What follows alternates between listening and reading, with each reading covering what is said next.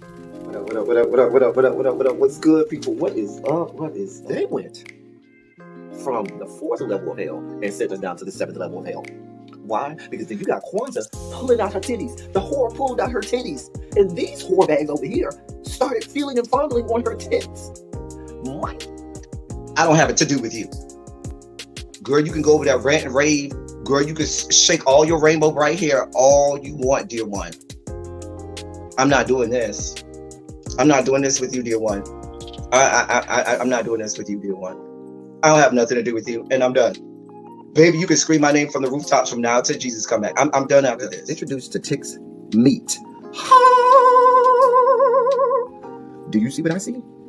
Did y'all really hello, casting, wardrobe, y'all let him roll up out of wardrobe with these fans on, giving us all of this, thinking we were not going to see it? We have been waiting with bated breath and anticipating all season long for the slightest glimpse, and y'all just put it out there this episode in all of its magnificent glory. Listen, that young man said, baby, you ate on this first date, you giving up the cooch on the first date, okay?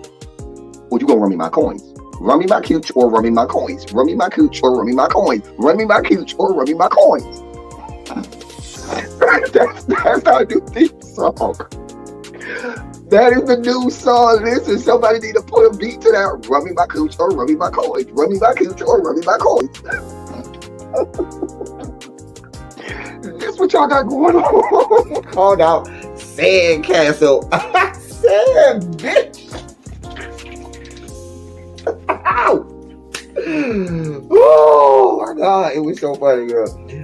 Woo, baby, listen, let me tell you something. This shit started to turn into the precursor for some gay porn. That's what I thought it was. Because Big T is getting all, the voice starting to go deeper and get a little more wet and moist and sentimental and all of this shit. And it was real gay at this point. Like, I thought the bitches was going to start. I thought Lil Murder was going to turn Big T around and do him like he did Uncle Cliff and do the grease it up with City Lou and ran right in there.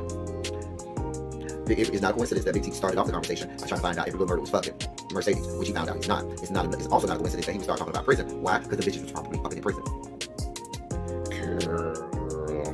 Uncle Cliff, you better go get your man.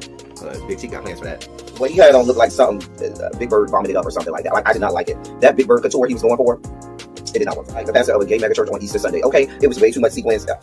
He had on way too much makeup. Baby, his face looked like Yala Van Zap's neckline. Okay, just way too much makeup, clumped in everywhere on his face. Get it together, sweetheart.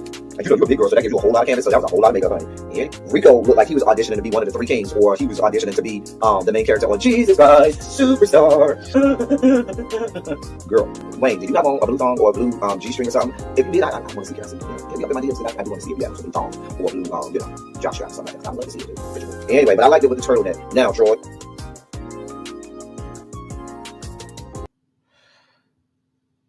Well, hello.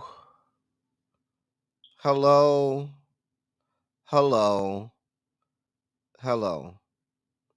How is everyone? I am I'm so behind. I'm always behind, right? Don't it seem like I'm always running behind? Ciao. Nevertheless, we here. Excuse me. We are here and we got some things to talk about. Hold on.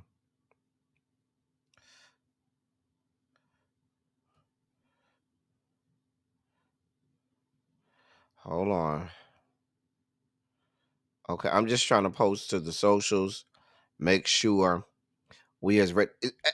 I be saying the same thing y'all be saying. Like, damn, L Teddy, you done had a 3+ minute intro to get your life in order, and here we are, and the intro done played.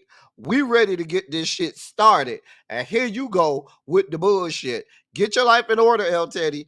Get it together. I'm screaming the same thing y'all screaming. I'm over here screaming at myself. So listen. I'm here. I understand totally, because I'm screaming at myself like, what the fuck you been doing? Cha, cure, girl. All right. Listen, I be having a lot going on, y'all. I be having a lot going on, and we be having to make it happen. I'm over here Trying to make sure I ain't catching no cold or nothing. I'm drinking my orange juice. I got a little Zicam thing to shove up my nose in just a second. Matter of fact, let me do that now before we get started. Let me just shove this shit up my nose now. Let me go off screen. I know y'all don't want to see me shoving this shit up my nose. So let me do this now so we can get this party started. Girl. Girl. Girl. All right, that's one nostril. One more nostril to go. Oh, wait.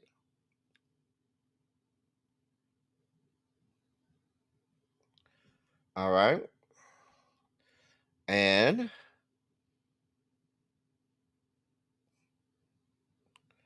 all right, we should be good now. Ooh, child. All right. Now I feel like my nose running. Yeah. All right, we back. Oh, you can see the stuff on my nose, God. Oh, it's running out. All right. That's the little Zicam stuff. I don't want people to think I came on with the runny nose, God.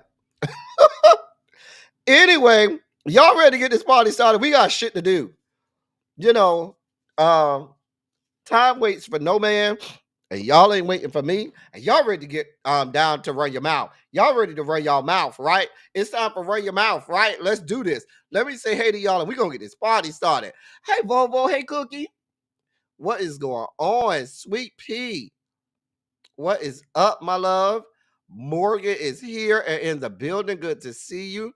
Crazy Homebody Girl is up there with all that snow up there, but she here. Brown Mama is in the building. Paul is here. He done came from up under trade. Was trade good today, Paul? I just want to know. Tawana is here looking ravishing as always. Tarshell is in the building. She done came through to grace us with her presence. Spicy Original. Maggard. Spicy Original, go back. Spicy Original been around these parts a long time. Long time. Tell them, Spicy, you been here since like 2019. Ronald is here. He done got from under trade long enough to be here. Demetria is here. Montrez say he don't get from under trade. Montrez say he is trade. He's the one that go over there and he is trade. He don't have to get from under trade, okay? Montrez, what's good, bruh? Let them know, Montrez, you don't get from under trade. You are the trade. Hey, Simera girl, we got some stuff to talk about today, girl.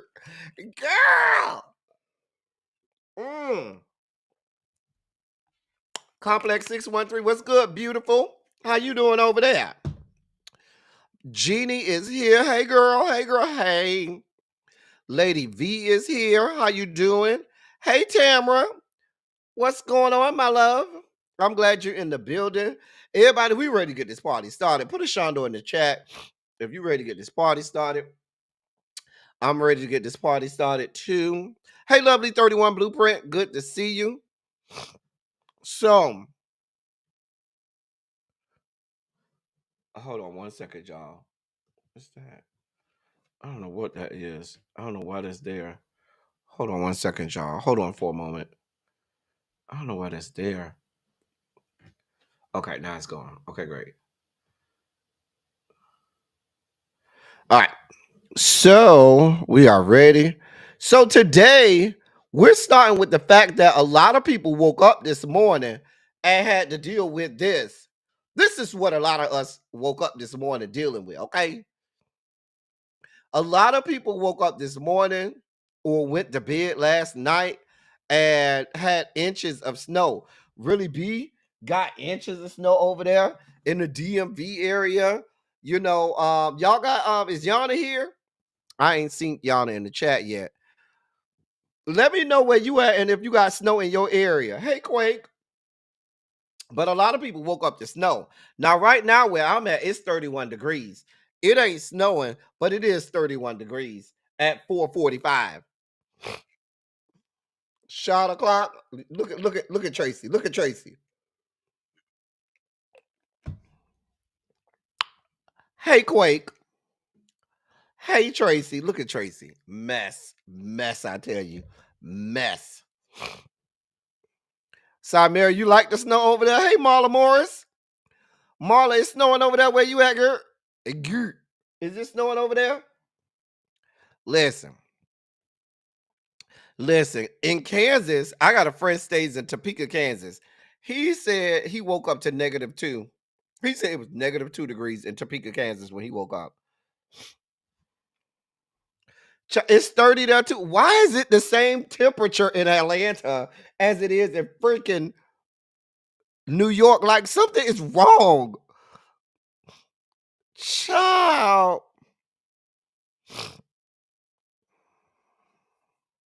He got knee-deep snow. Jesus God.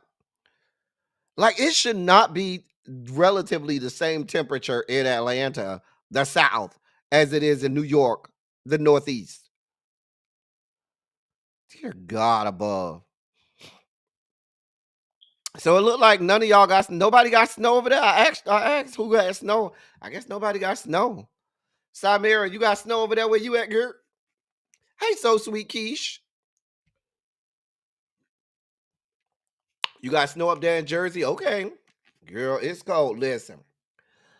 Stay in the house. It ain't even worth it. I told y'all on Saturday, on Silly Saturday, I made the announcement that it was going to get real cold and it was going to be a lot of snow and to go get your provisions and victuals and everything you needed to stay in the house.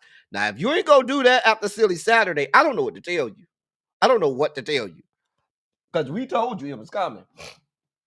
They forecasted it, and if you were not prepared, baby, I don't know what to tell you. I don't know what to tell you. Hold on one second. Let me close this good work laptop now because we're done. We're done for today. Yeah, let's just close this now. I'll see you whores tomorrow. I'll see you girls tomorrow. I'll see y'all tomorrow. Anyway, you're not far from really be. You got a little bit of snow. Well, the pictures really be showed me it was quite a few inches of snow. My boo, well, not my boo. One of my exes, the ex that really be likes, he took pictures and it looked to be about a good 2 inches of snow, 2 or 3 inches of snow, which for DC, that's a lot of snow. You didn't work today, Montrez? You was off because of the snow? It's snowing where you at? Child. Hey, Tracy W. You think y'all got like 8 inches? That's what I'm saying. It was a good amount of snow up there in DC. Oh, you hear Yana, it's snowing up there in Kentucky, girl? Is it snowing up there? Complex 613 say it's 47. Child, it is 31 right now. Tanya, please tell them it's cold. It is real cold. And the problem is here, it get real cold, like it'll be in the 20s or in the 10s or in the teens, I should say, and not one bit of snow. So you just sitting there freezing your ass off. The wind is blowing. You got ice and stuff, but not one bit of snow. Mess. Keish, you say you only got like an inch or so. Okay, not that bad. Okay. You in downtown Columbus, Ohio. Y'all got about 4 inches. They canceled school last night. Child. We were out because of ice and snow, but we only got a little dusting. Oh, okay. It's a nice amount, but I wanted like waist deep. Wait, to water. Why do you want waist deep snow? That's not fun. No. Girl, Tawana say, baby, I want the waist deep stuff. You need to go up there to Michigan and stuff where they be dealing with 2 and 3 feet of snow and stuff. Hey, Sharice, boo.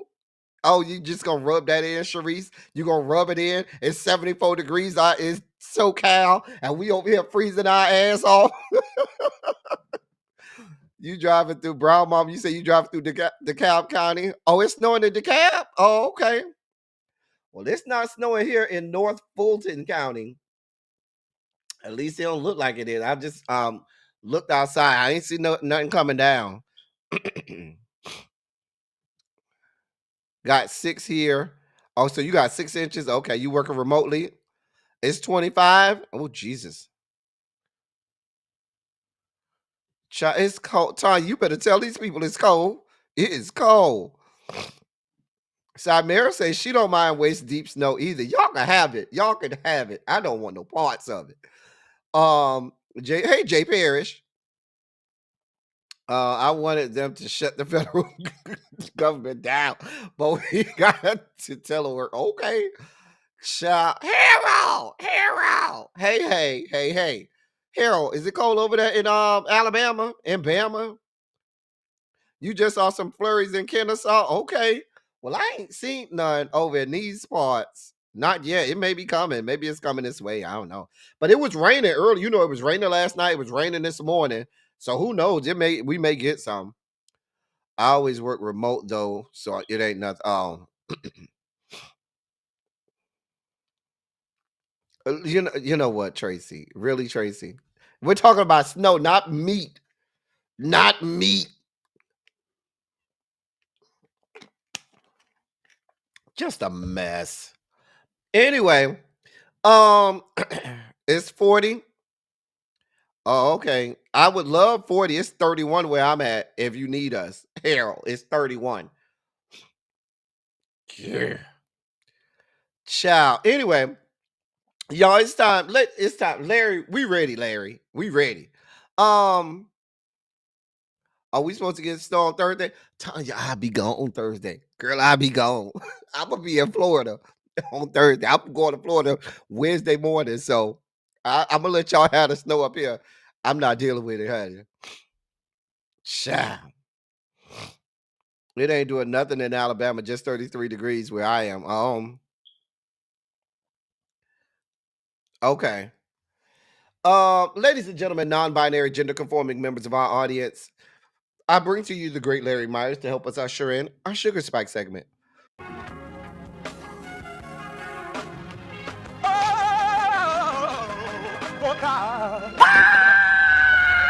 You see, this is the part that I like.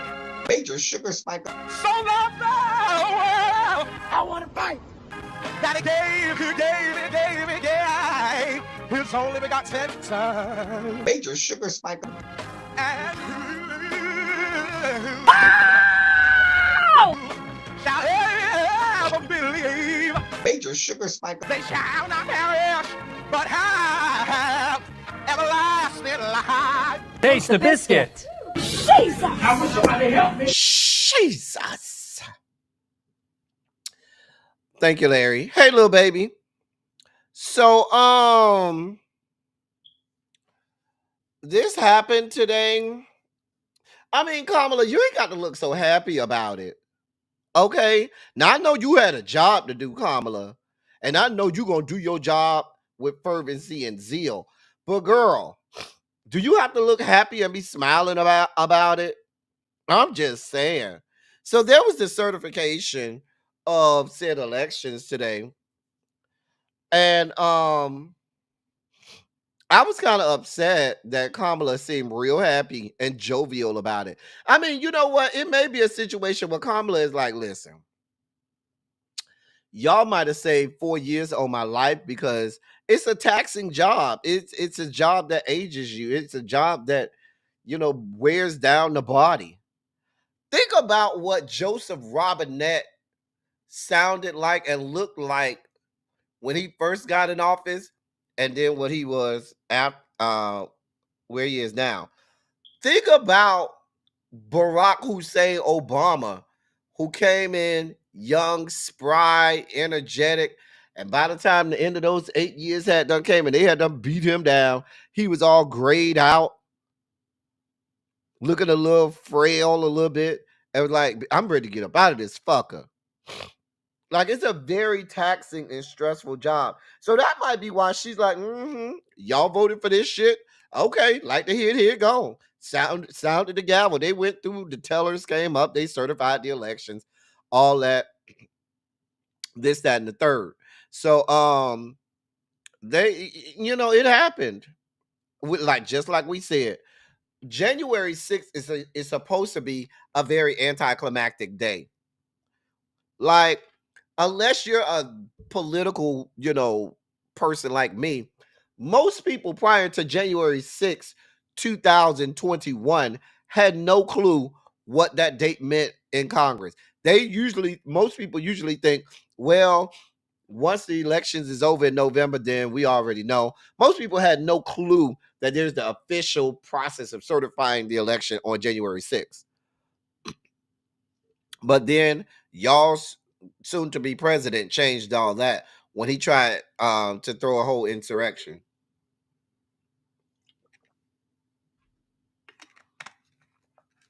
Mess. And now he's their demigod. Child. You right, Tarshell. She about to get big money now. She's gonna be on press tours and speaking engagements. I'm sure she'll write a book or two.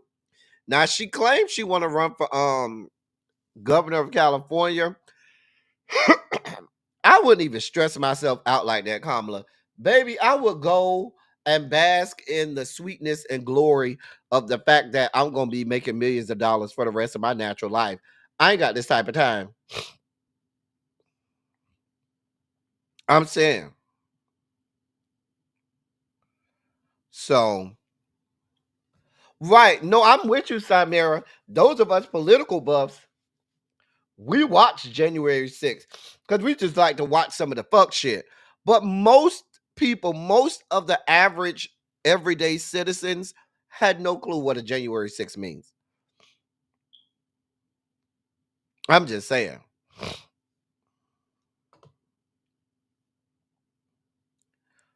So I'm just saying. But it happened, and I'm sure January 20th will happen, and we'll prepare ourselves and brace ourselves for that. Moving on. Speaking of Kamala, let me cue up this video. Hold on, y'all. Hold on for a moment. Let me get this video queued up for y'all. So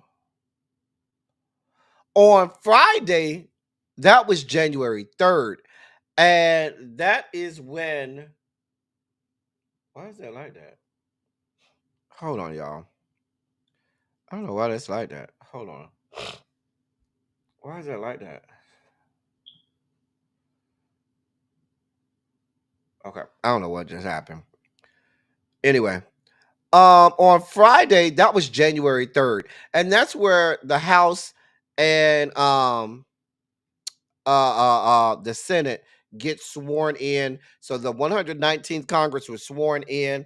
The House the representatives were sworn in by the Speaker of the House, Mike Johnson, and the senators have to be sworn in by the President of the Senate, who is the Vice President of the United States.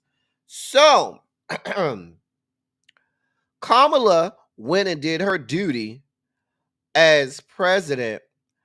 And when she was installing Deb Fischer, Republican senator out of the great state of Nebraska. I think it's Nebraska. Yeah, I think Deb is Nebraska.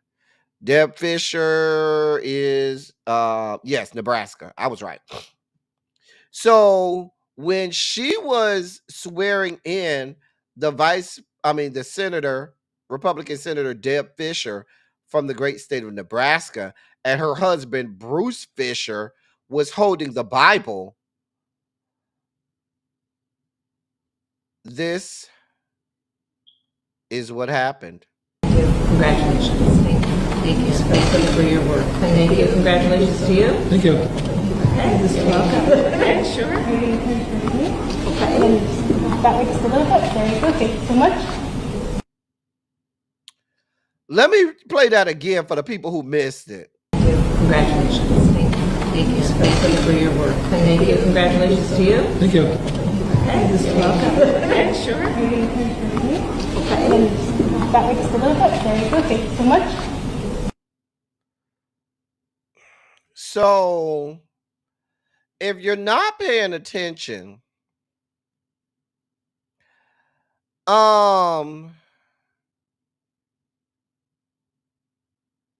if you're not paying attention, her raggedy ass husband decided that she wasn't gonna shake the hands. Decided that he wasn't gonna shake the hands of our vice president. Please be clear, sir. I'm sure she didn't want to touch you either. But see, this goes back to my point that I'm always making with y'all. I don't have the time or energy to placate to entertain, to coalesce with, to negotiate with any of these terrorists on the other side. These people are fucking terrorists, okay? They want no parts of any amount of professionalism, of being cordial, of doing anything that's like right. These bastards ain't shit. Okay? This is why I don't negotiate with these people on the other side.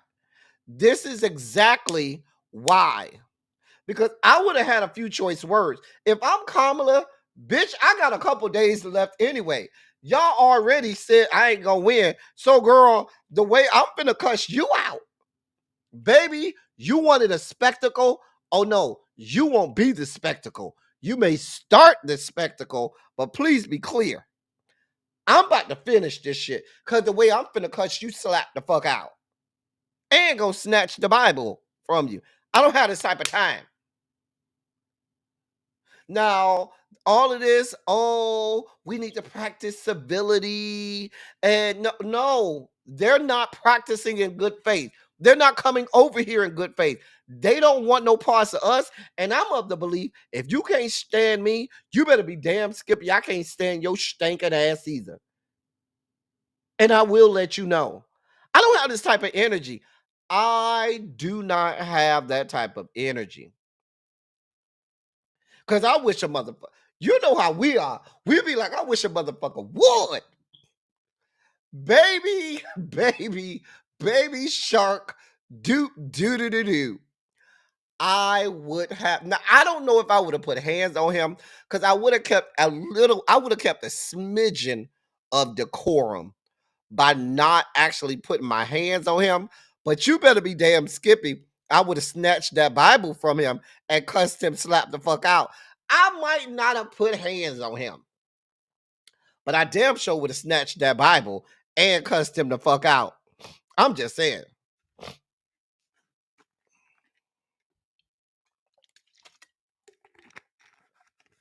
This is why when I hear Hakeem Jeffries and these people say, oh, we'll work with anybody to make sure that democracy is saved. They're not trying to work with us. And so why do you keep trying to throw out olive branches to these people? They don't care.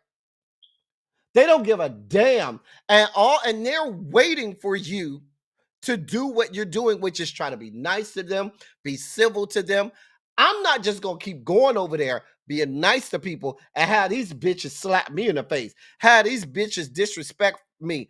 I'm not just gonna keep doing that. I'm sorry. I'm not a belief of this turn the other cheek. You're not just gonna keep disrespecting me, and I'm gonna just keep going back happily and smiling. That's what my ancestors were expected to do in chains. Notice I didn't say that's what they did. I said that's what my ancestors were expected to do because they love to give the story that all of our ancestors were meek and mild and just took it on the chin and never fought back. That's not our story. They want to be as disrespectful, as vile, as racist, as cruel, as discriminatory, as bigoted as they want to be. They want to be able to do it unfettered, unabridged, and unabashed. And they want us to sit there in place and just be meek and mild and take it, and take the abuse, and take the cruelty, and take the discrimination and bigotry and racism, and just be okay with it. That's what the fuck RFK Jr. was talking about a couple weeks ago. No, absolutely the fuck not. And ain't nobody on the other side saying a damn thing about it. They're not saying a fuck thing about it. But they want us, they gonna want us to sit back. Kamala, baby shark.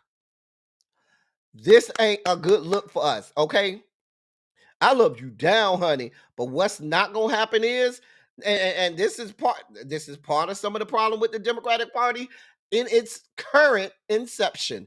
Y'all sit there and go bohica, bend over, here it comes again. We're not here for this fuck shit. Those of us on the left, we don't like looking like, oh, we just here to get our ass whooped. Go fuck that shit.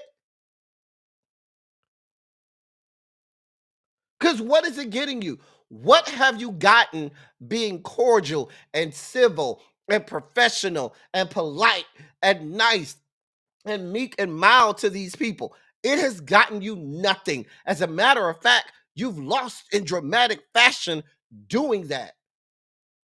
So if doing all of that ain't helping us, well, hell, we might as well say, well, fuck this shit. Let's go for blood shit. Well, let's go blow for blow. Girl, the way I would have... Child, I'm not here for it.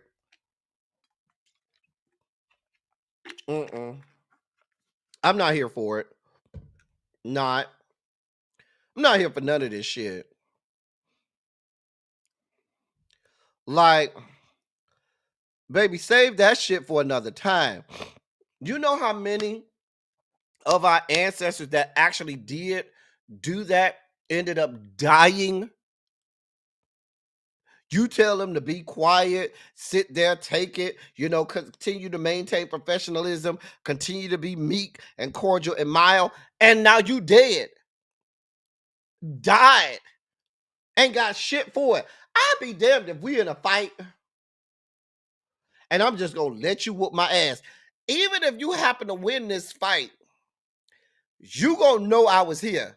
Bitch, it's gonna be some signs that you ran into me. It ain't gonna be you leaving the fight and nobody even know you got into a fight. You just beat my ass and beat me into the ground. Everybody see I got beat down. You look like you weren't even in a fight. I don't believe that shit. You might beat me up and you might get your ass whooped. But regardless of who win or who don't, a bitch gonna know I was there. Oh, you gonna have some battle scars. Oh, a bitch gonna know. Yeah, you went around there to L Teddy. Yeah, you been around there. You won. Yeah, I won, but yeah, he get. Yeah, I know. Girl, child. Yeah, I never believed that. Michelle Obama, when they go low, we go high. No. If I go high when they go low, I might get hit in the balls. That shit hurts. I'm just saying. Anyway, let me move on. I'm spiking out. Let me move on before I spike all the way out. Lord. Got me spiking out over here.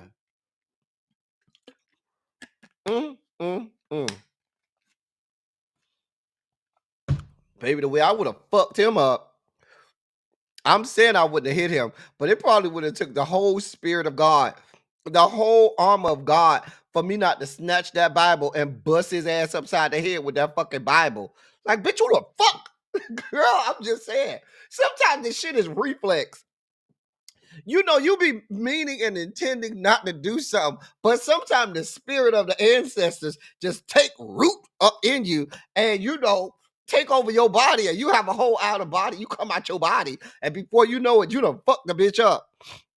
Before you know it, you be done fuck the bitch up. The whole spirit of our ancestors, we done came through our body. Girl. Child. Anyway, in other news in the politics world, so Joseph Robinette announced an executive action that will permanently ban future offshore oil and gas developments in parts of the Atlantic and Pacific Oceans in a way that could be especially difficult for for the incoming Trump administration to undo. Biden's executive action will ban new oil and gas leasing across 625 million acres of U.S. ocean. The ban will prevent oil companies from leasing waters for new drilling along the entire East Coast, the eastern Gulf of Mexico, the coasts of Washington, Oregon, and California, and portions of Alaska's northern Bering Sea. Quote, my decision reflects what coastal communities, businesses, and beachgoers have known for a long time, that drilling off these coasts could cause irreversible damage to places where we hold dear and is unnecessary to meet our nation's energy needs. End of quote. And that's what Biden said in his statement. The action invokes the 1953 Outer Continental Shelf Lands Act, a law that gives presidents broad authority to withdraw federal waters from future oil and gas leasing development. The law does not give presidents explicit authority to revoke the action and place federal waters back into development, meaning President-elect Donald Trump would have to get Congress to change it before he could reverse Biden's move. Now, well, let me keep reading. Nevertheless, Trump came right out today. Now, this happened actually on Friday, and Trump came right out today and said in an interview that he would undo the action. He came right out and said he's going to undo the action. Now, the thing about it is, it's going to take Congress for him to undo it. But as we know, the 119th Congress is all hang from the pubic hairs of Mr. Trump. So getting Congress to do something is not too difficult at all. Okay, it's not too difficult at all. So, hey Xavier.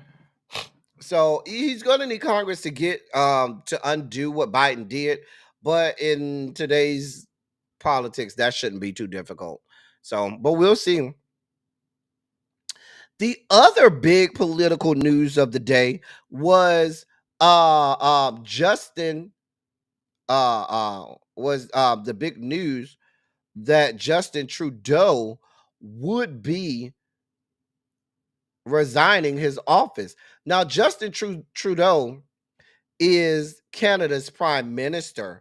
He's been prime minister for a decade now, since 2015. Before he was, let me give you a little bit of history on Justin Trudeau. When Justin Trudeau first came to power, now he's the head of the Liberal Party in Canada, right? Before that, the Conservative Party of Canada was running Canada. They was running things in Canada. The Canadian people said enough of these people and their fuck shit and some of their rights being taken from them. And so they voted in the Liberal Party. And Justin Trudeau at the time was in his early 40s, was real young and spry, and was the face of the Liberal Party. He was very liberal at that time. And, so he came into office and it took off from there. He's been in office since 2015. As he's gotten older and has had more years, people have waned on his leadership style. He has moved more toward the center on things than people like.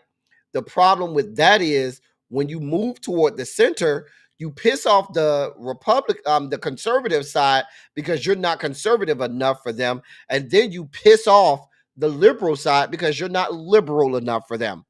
People also got tired of the fact that taxes, there was a lot of taxes that was forced on the Canadians. And just like the whole world, inflation ravaged Canada like it did in America, like it did in most of the world. Inflation ravaged Canada, especially post COVID.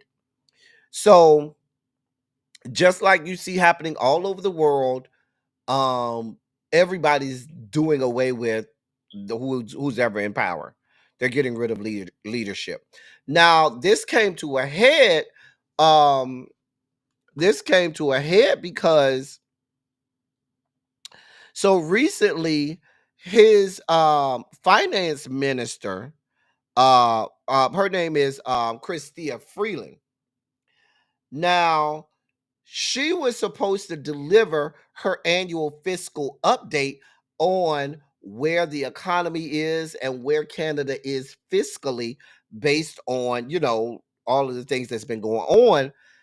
Just hours before she was scheduled to release this report and update, Mama resigns. Excuse me. And the finance minister is one of his highest and trusted officers. So she resigned, which pissed off all of their parliament. They went into a whole uproar. Trump comes in and says that he's going to charge tariffs, and that pissed off Canadians, because after he says that, you then fly your ass down to Mar-a-Lago to go try and have a little powwow with him after he said he's going to charge a 25% tariff on Canada. So a lot of people started to get pissed off with him. People said that he wasn't strong enough in terms of his pushback on Trump. People did not appreciate that. They hated the fact that his finance minister quit and resigned before this big report came out. And so it just came to a head. So he gets on the mic today and announces his resignation. And he says he's going to stay as prime minister until until the Liberal Party elects a new leader. Problem is, Canada's parliament is supposed to go back in session on January 27th. He said, fuck that. Ain't no session going on. So he postpones the Canadian Parliament going back into session until March 24th. So Canadian Parliament is suspended from session until March 24th because he believes that that's enough time for the Liberal Party to get its leadership shit in order. Now, the Conservative Party, and some of the other political parties that they have see this as an opportunity for them to say, yeah, nah, we finna tear some shit up. So you got all of that going on. So right now, the political landscape in Canada is a whole shit show. To add insult to injury, okay. To add insult to injury, now Trump is, because he's been saying for the last couple of weeks, oh, China needs to, not China, I keep saying China, Canada needs to be the 51st state. Well, he, after Prime Minister Trudeau announced his resignation, he said that, oh, well, if Canada merges with the United States, there will be no tariffs. And he's a fucking shit show. He said on Truth Social, quote, if Canada merged with the US, there would be no tariffs. Taxes would go way down, and they would be totally secure from the threat of the Russian and Chinese ships that are constantly surrounding them. End of quote. He went on to say, together, what a great nation it would be. Now, I always talk about China being, not China, I keep saying fucking China, Canada being America's hat, right? Here's the thing. Excuse me, y'all. Here's the deal.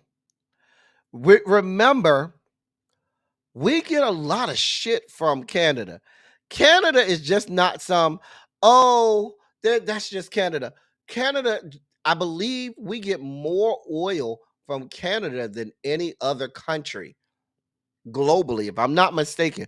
I believe Canada is our biggest, is the country we get most of our oil from outside of our own oil refineries and oil drills ourselves. China gives us the most oil of any country.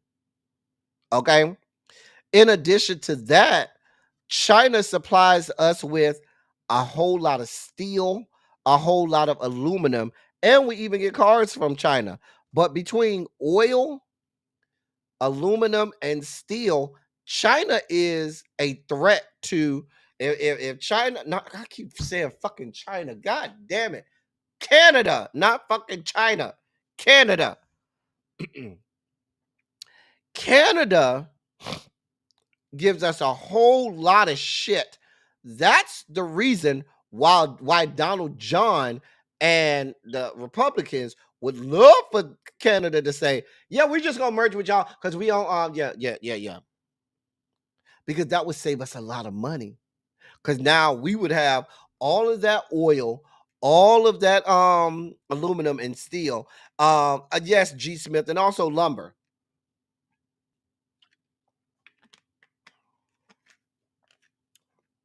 It must be something big coming down with China because I keep saying China. But I got China stuck on my goddamn mind. But Canada is a shit show right now politically. Shit show. The Liberal Party, I could really see the Liberal Party losing their standing and them flipping back to the Conservative Party in Canada for the next however many years. I could see that happening. But there's not an Ice Cube's chance in hell of Canada becoming our 51st state. Hell, Puerto Rico and DC will become a state before Canada. Let's be clear. Moving on. Big story of the day. Your resident geriatric, that 70-year-old that you see in the gym pumping more weights than you do. Skip Bayless is in the news. So there's a lot of allegations coming out from Skip Bayless. Now, here's what the AP News had to say about it. This is according to the AP News. We still waiting on Tracy to get us all of those documents. Where's Tracy? Tracy. Cha.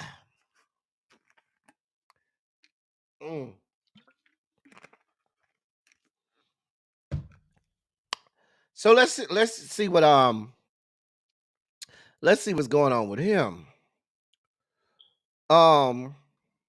A woman who worked as a hairstylist for Fox Sports alleges in a lawsuit that former host Skip Bayless made repeated unwanted advances toward her, including an offer for $1.5 million to have sex with him. Attorneys for the woman, her name is Nushin Faraji, she was a hairstylist at Fox for more than a decade.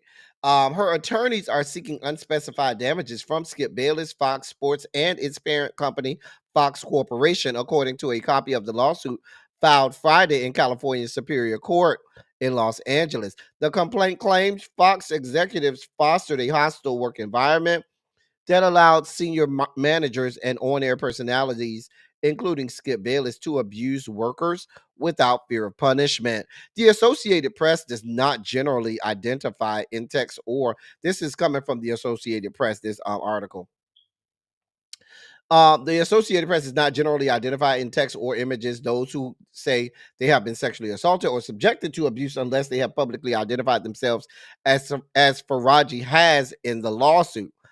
An attorney for Skip Bayless, Jared Levine, did not immediately respond to the Associated Press's telephone and text messages seeking comment.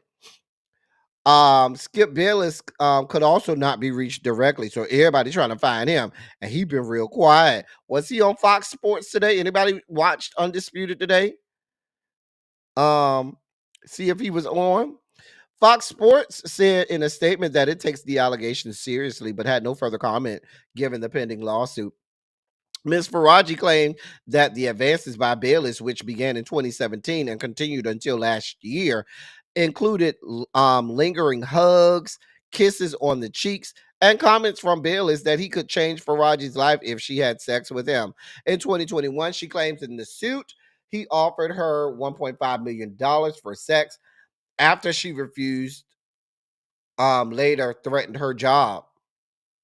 Quote, Miss Faraji knew that he was trying to pressure her into having sex with him, but he kept repeating that she was a professional that had to be kind to all talent.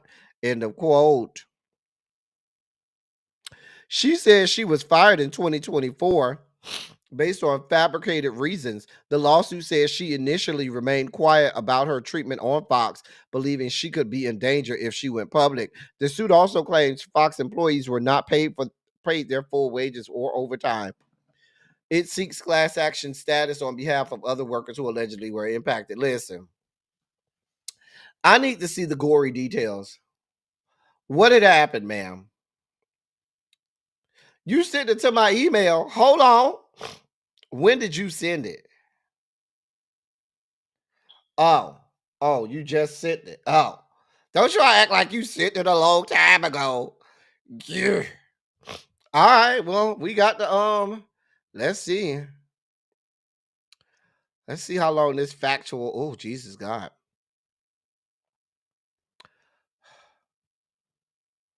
All right. Let's see here. All right. So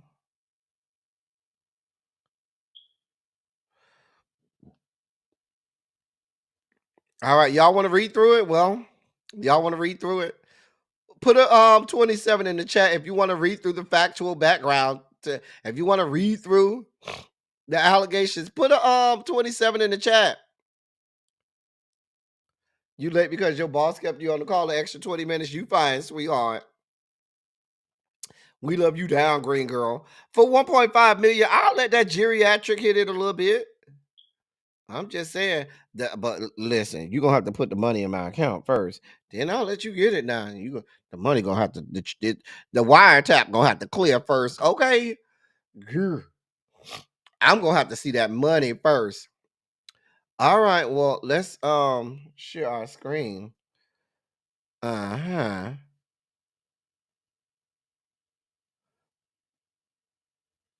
Oh, there you go, right there. All right. All right. So let's make this big. All right, let me make it big, full screen. All right, we going full screen.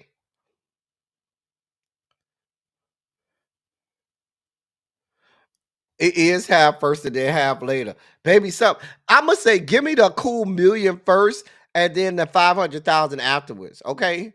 I'm just saying. Yeah, I don't know about half. I mean, you are geriatric. I mean, the man is like 70-something years old. What about that doting wife you always claim that you love so much? Let's go ahead and read through the factual allegations. Here we go.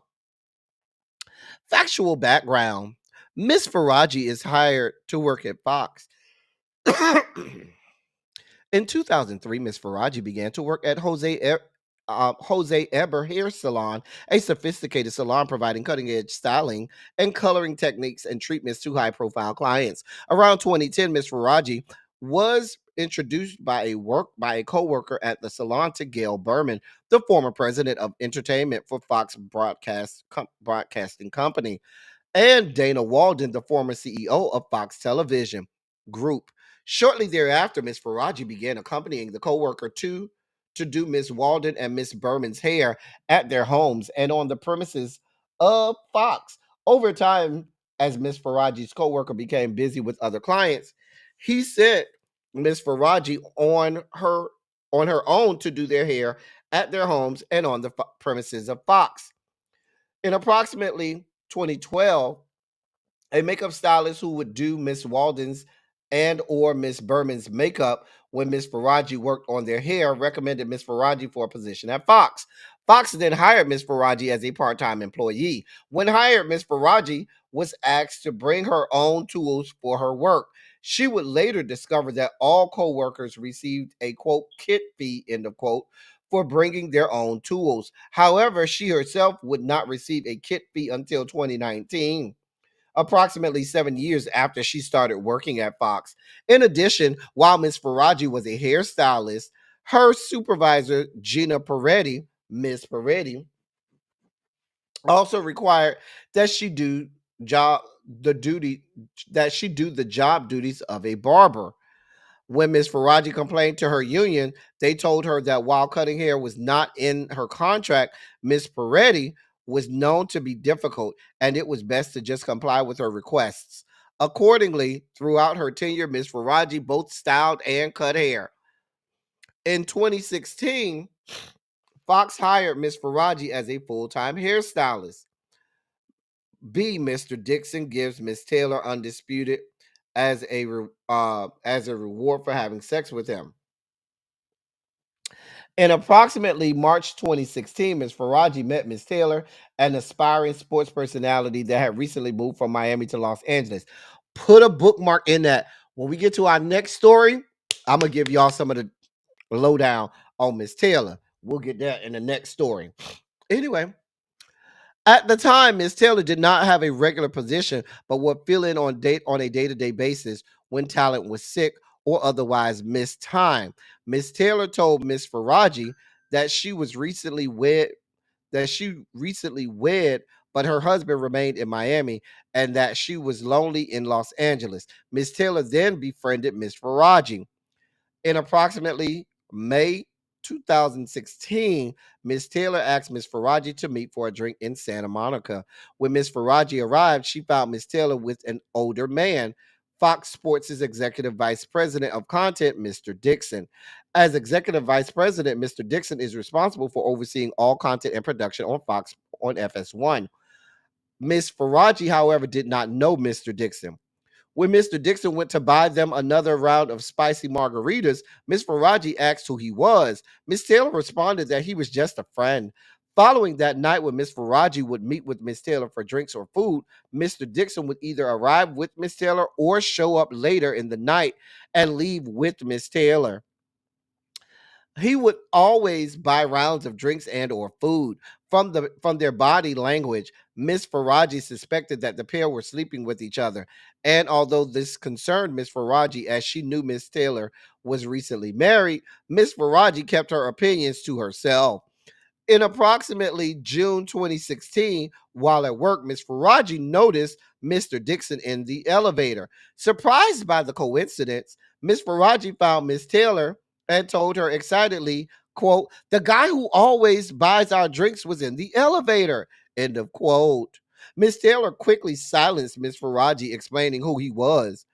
Ms. Faraji became alarmed and warned Ms. Taylor that such a relationship was unsafe. Ms. Taylor told her not to worry about it. Ms. Faraji continued to be friends with Ms. Taylor, but tried to distance herself as she considered the situation dangerous as well as morally wrong, as Ms. Taylor and Mr. Dixon were both married. In approximately July 2016, word spread amongst Fox's employees about a new show that was going to be a big deal, as it would star Mr. Bayless and Shannon Sharpe. It was known that Fox was looking for a woman with significant TV experience to also star. Therefore, it came as a surprise when Fox announced that Miss Taylor, who was a bartender and radio host in Miami, with very little TV experience, would be the moderator of the new show, a sports debate program, Skip and Shannon Undisputed. That part's not true.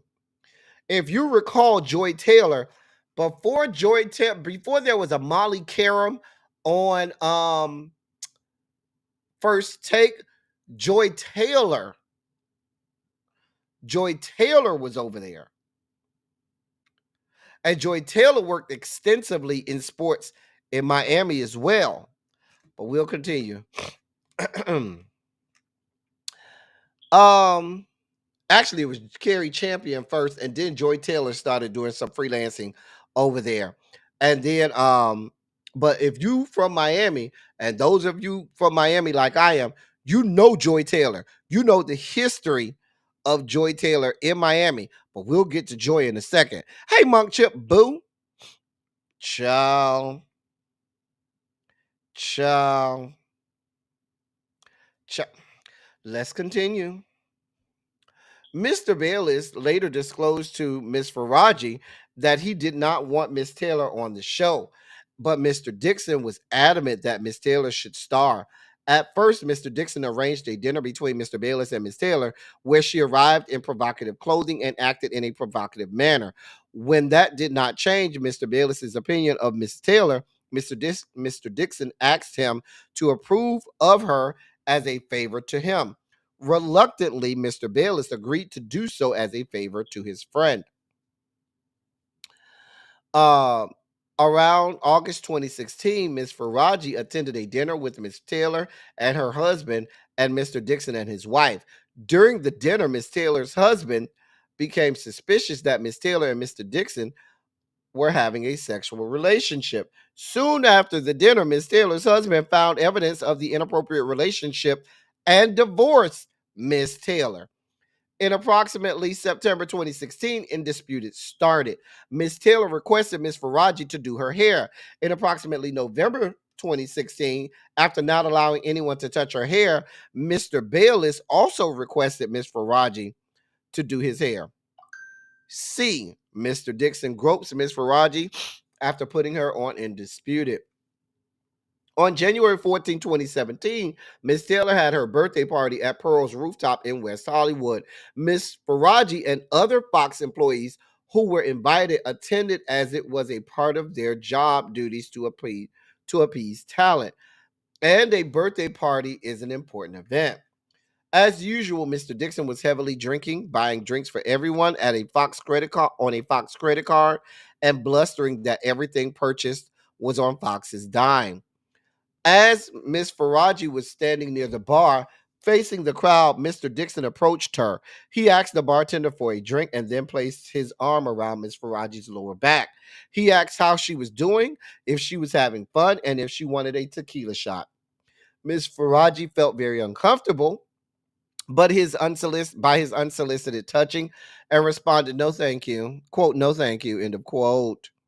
Mr. Dixon then moved his hand lower and started rubbing her body and grabbing her buttocks. Miss Faraji was mortified, but quickly thought to fake an incoming call to escape from the situation. Miss Faraji did not know who to turn to, but as she knew Miss Taylor was sleeping with Mr. Dixon, she turned to her. Surprisingly, Miss Taylor responded to, quote, "Get over it," end of quote, and explained that she herself only had her job because of Mr. Dixon and that Miss Faraji only had her job because Miss Taylor requested her. She warned that Mr. Dixon could take both away.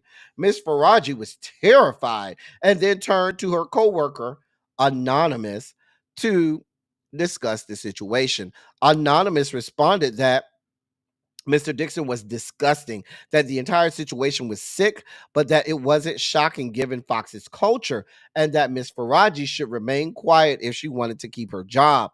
As a single mother who needed the job to support her son, Miss Faraji had no choice but to remain silent. 7 years later, in 2023, Miss Peretti told Miss Faraji that she did not like her or anything about Undisputed. Miss Peretti expanded that she had already scheduled someone for hair on Undisputed when Mr. Dixon called her and told her that she must put Miss Faraji on Undisputed full time. Miss Peretti told Miss Faraji, quote, "I didn't like that. That's not how things should be done," end of quote. Miss Faraji was stunned and devastated as she prides herself on her work and earning her accolades. Later that day, while thinking about her career, she was angry that Miss Peretti succumbed to Mr. Dixon's request, as it gave Mr. Dixon the feeling that he could grope her for giving her a job. D. Mr. Dixon gets rid of a female talent member for refusing to have sex with him. Several years into Miss Faraji's tenure at Fox, a female talent member, Anonymous, hired Miss Faraji to do her hair at her house for an awards show. Anonymous asked that Miss Faraji meet her for lunch first. There, Anonymous told Miss Faraji that she would no longer be with Fox, as Mr. Dixon told her that she would need to have sex with him if she wanted to renew her contract, but she had refused. Anonymous further conveyed that one, Mr. Dixon was doing this to other women talent. Two, she should warn Miss Taylor to be careful. And three, a talk show host had recently reported Mr. Dixon. Following the lunch, Miss Faraji called Miss Taylor to convey what Anonymous had stated. Miss Taylor responded that, quote, no one gives a fuck, end of quote, about Anonymous or the talk show host who had reported Mr. Dixon. Miss Faraji later observed that Miss Taylor's remarks appeared accurate as no actions were taken to address the concerns. If it was not already apparent, it became even more clear that Fox enabled high ranking individuals to use their authority and exerting undue control over female talent and employees. Fear permeated the workplace as stories of mistreatment circulated. As one example, Mr. Dixon deliberately assigned a female talent member who had been harassed and reported it to a show set up to fail. When the show inevitably failed due to his sabotage, he used its failure as justification to terminate her employment. In another instance, a coworker who frequently cried in the hallway due to relentless sexual harassment was fired just 1 week after reporting it. These repeated incidents reinforced an atmosphere where speaking up seemed futile and dangerous. Mr. Bayless begins to give Miss Faraji lingering hugs and kisses on the cheek while putting his body against hers and pressing against her breast. After the reporting by the talk show host fell on deaf ears, Mr. Bayless began requesting that Miss Faraji give him a haircut once a week in the makeup room. Miss Faraji did as she was told, as Miss Peretti required Miss Faraji to give haircuts to talent. Initially, during the haircuts, Mr. Bayless would discuss his life, his work at Fox, and other innocuous matters. However, soon after the weekly haircuts started, Mr. Bayless began finding excuses to touch Miss Faraji. He would give her lingering hugs after each haircut, putting his body against her own, pressing against her breast. He then began to kiss her on her cheeks. Miss Faraji was uncomfortable by the physical contact and would make excuses to leave right after the haircuts. Um, for example, quote, I need to pick up my son from school, end of quote. This is real serious, y'all. Child, real serial. In approximately summer 2017, while Miss Faraji was giving Mr. Bayless a haircut, he told her that she was quote voluptuous, end of quote. As English is her second language and she was not familiar with the word, Miss Faraji asked what that meant. Mr. Bayless seemed amused and told her to quote figure it out, end of quote. Miss Faraji later asked a coworker what the word meant and was mortified. Mr. Bayless then started being more aggressive and direct in his advances. Miss Faraji continuously declined, stating that she did not date at work as she is a single mom and needed her job. Miss Faraji was terrified and then turned to her coworker to discuss the situation. The two decided that because Mr. Bayless was a powerful man and Fox protected powerful men, for example, Mr. Dixon's actions were openly known but ignored. It would only be to her detriment to report the issue. The two decided that Miss Faraji needed to be kind towards Mr. Bayless or risk her job. As a single mother who relied on her job to support her son, Miss Faraji felt she had no choice. Listen, y'all, this is getting serious. No. It's some other tea with Joy. Miss Joy hands ain't clean. That good Joy, her hands ain't clean, honey. I'm just telling you what I know. Put a bookmark in that, G. G Smith, put a bookmark in that. F, Miss Faraji has her hours cut after going on medical leave. In approximately November 2017, Ms. Faraji hurt her back at work, couldn't move for nearly 40 days, and received workers' compensation. In approximately December 2017, when Ms. Faraji returned from her leave, she was not provided her full-time schedule and learned from a coworker that Ms. Peretti had promised her shifts to someone else. Ms. Faraji called her union for help. Her union informed her that Ms. Peretti's actions would be illegal under the law. Ms. Faraji then called Human Resources, who confirmed that she was entitled to her pre-leave schedule. On January 5th, 2018, Ms. Peretti called Ms. Faraji into her office. When Ms. Faraji arrived, an individual from Human Resources was present, and Ms. Peretti was falsely explaining that Ms. Faraji did not want her full-time schedule. Ms. Faraji grew upset, explained that she did want her full-time schedule, and further explained that Ms. Peretti had been treating her poorly for years. Ms. Faraji then had multiple meetings with Human Resources where she explained that Ms. Peretti yelled at her, made fun of her, and bullied her. For example, Ms. Peretti told Ms. Faraji that she did not like her and could fire her at any time. From Ms. Faraji's perspective, there was no resolution after these conversations, and she was never informed of any sort of conclusion or action taken on Fox's part. G. Ms. Faraji remains on Undisputed and is asked to also join the herd. In approximately summer of 2018, Ms. Taylor was moved from Undisputed to the herd with Colin Cowherd. Ms. Taylor again requested Ms. Faraji to do her hair. Colin Cowherd also requested Ms. Faraji to do his hair. Thus, every day, Ms. Faraji would do Mr. Bayless's hair for Undisputed and then would do Ms. Taylor and Mr. Cowherd's hair for the herd. Throughout her entire tenure at Fox, Mr. Cowherd was professional and respectful to Ms. Faraji and her co-workers. Around this time, after learning of Ms. Taylor and Mr. Dixon's sexual relationship, Ms. Taylor's then fiance broke off the engagement and threatened to go public with all that he knew.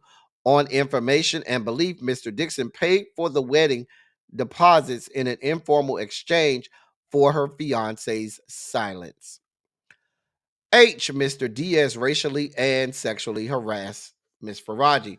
On May 10th, 2019, Bobby Diaz, the individual who puts the microphone on talent, mocked Ms. Faraji for her pronunciation of English words and sexualized the way she was eating fruit. Ms. Faraji did not respond. She just kept her eyes glued to the monitor playing Undisputed. Ms. Peretti was present and did not do anything.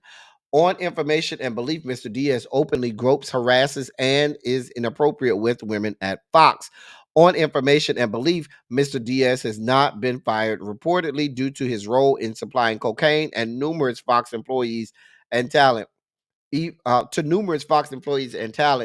Even after an incident where he removed his pants on live camera. On information and belief, in December 2024, after Ms. Faraji sent notice of this impending lawsuit to Fox, Mr. Diaz made a mockery of his discussions with Human Resources regarding his interactions with Ms. Faraji. He told various employees that Ms. Faraji was, quote, stupid, end of quote, defiantly stated that despite being told not to speak about his discussions with Human Resources, he didn't care, saying, quote, who gives a shit, end of quote. He further boasted that he would never be fired. Miss Taylor again uses her sexuality to get on the show. Baby, Joy Taylor, you finna get this smoke. In approximately February 2020, Miss Taylor asked Miss Faraji to meet her for lunch in Beverly Hills. When Miss Faraji arrived, she found Miss Taylor with a man, Emmanuel Acho. Miss Faraji did not know Mr. Acho, but could tell that the two were romantically involved. A few months after meeting Mr. Acho at lunch, Miss Faraji noticed him in the hallway while at work. Miss Faraji later asked Miss Taylor if Mr. Acho also worked at Fox. Miss Taylor confirmed and explained that she wanted Mr. Acho to eventually recommend her on the show Speak for Yourself. Miss Faraji became alarmed and warned Miss Taylor that she should probably not sleep with Mr. Dixon and Mr. Acho at the same time, as Mr. Dixon is a powerful man that may become very angry. Miss Taylor told her not to worry about it. She explained that she was also now powerful, and once Mr. Dixon was no longer useful to her, she would follow through on her plan to tell the company that he forced himself on her. She would not allow herself to be forced out by Mr. Dixon like other women talent. In approximately 2022, Miss Taylor started to work on Speak. Miss Taylor requested Miss Faraji to do her hair. Miss Faraji is targeted because of her ethnicity. In approximately 2020, Jane Doe, Miss M, an employee at Fox, began demonstrating erratic behavior. One night at an informal dinner at Mastro's Steakhouse, she grew irrationally enraged with Miss Faraji and screamed, quote, "Fuck you, you Persian bitch," end of quote. The dinner ended after Miss M broke a glass and threatened to harm herself. Following the dinner, Miss Faraji's co-worker, Anonymous, who is black, reported the incident to Human Resources, explaining that she would not be okay with someone calling her a quote, a black bitch, end of quote. Anonymous also had Miss Faraji report the incident to Miss Peretti. Despite these reports supposedly being anonymous, Miss M learned of the reports and became increasingly unstable towards Miss Faraji. Every single morning, Miss M would scream and throw things at Miss Faraji. Approximately 6 months later, Miss Faraji told Human Resources that she believed her life was in danger. Human Resources responded that Miss Faraji should leave the workplace when Miss M was having an episode. After approximately a year and a half, Miss M was fired. Miss M's ex-boyfriend, a Fox producer, shared that Human Resources gave Miss M a large amount of money in severance. Miss Faraji wondered why Fox rewarded her bully with money. Human Resources eventually apologized to Ms. Faraji, explaining they did not have experience with mental health issues. Human Resources offered Ms. Faraji free therapy. Ms. Faraji declined the free therapy, but began to see an independent therapist once a week to discuss her life at Fox. Ms. Faraji continues to see the same therapist. I'm trying to see, is there anything? Oh, here's the part with the $1.5 million sex. Let's read this part. I'm trying to see how much further this goes.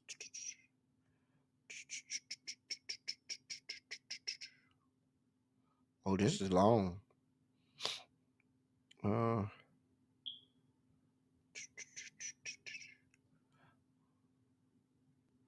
Okay. I'm just trying to see what parts I want to read. I'm going to read this part because that's going to help me with the next story. Okay. All right. All right. I know what I'm going to read now. Okay. We know you got fired, man. Okay. Okay. I know what I'm going to read. All right. All right. Let me see where y'all at. See what y'all talking about.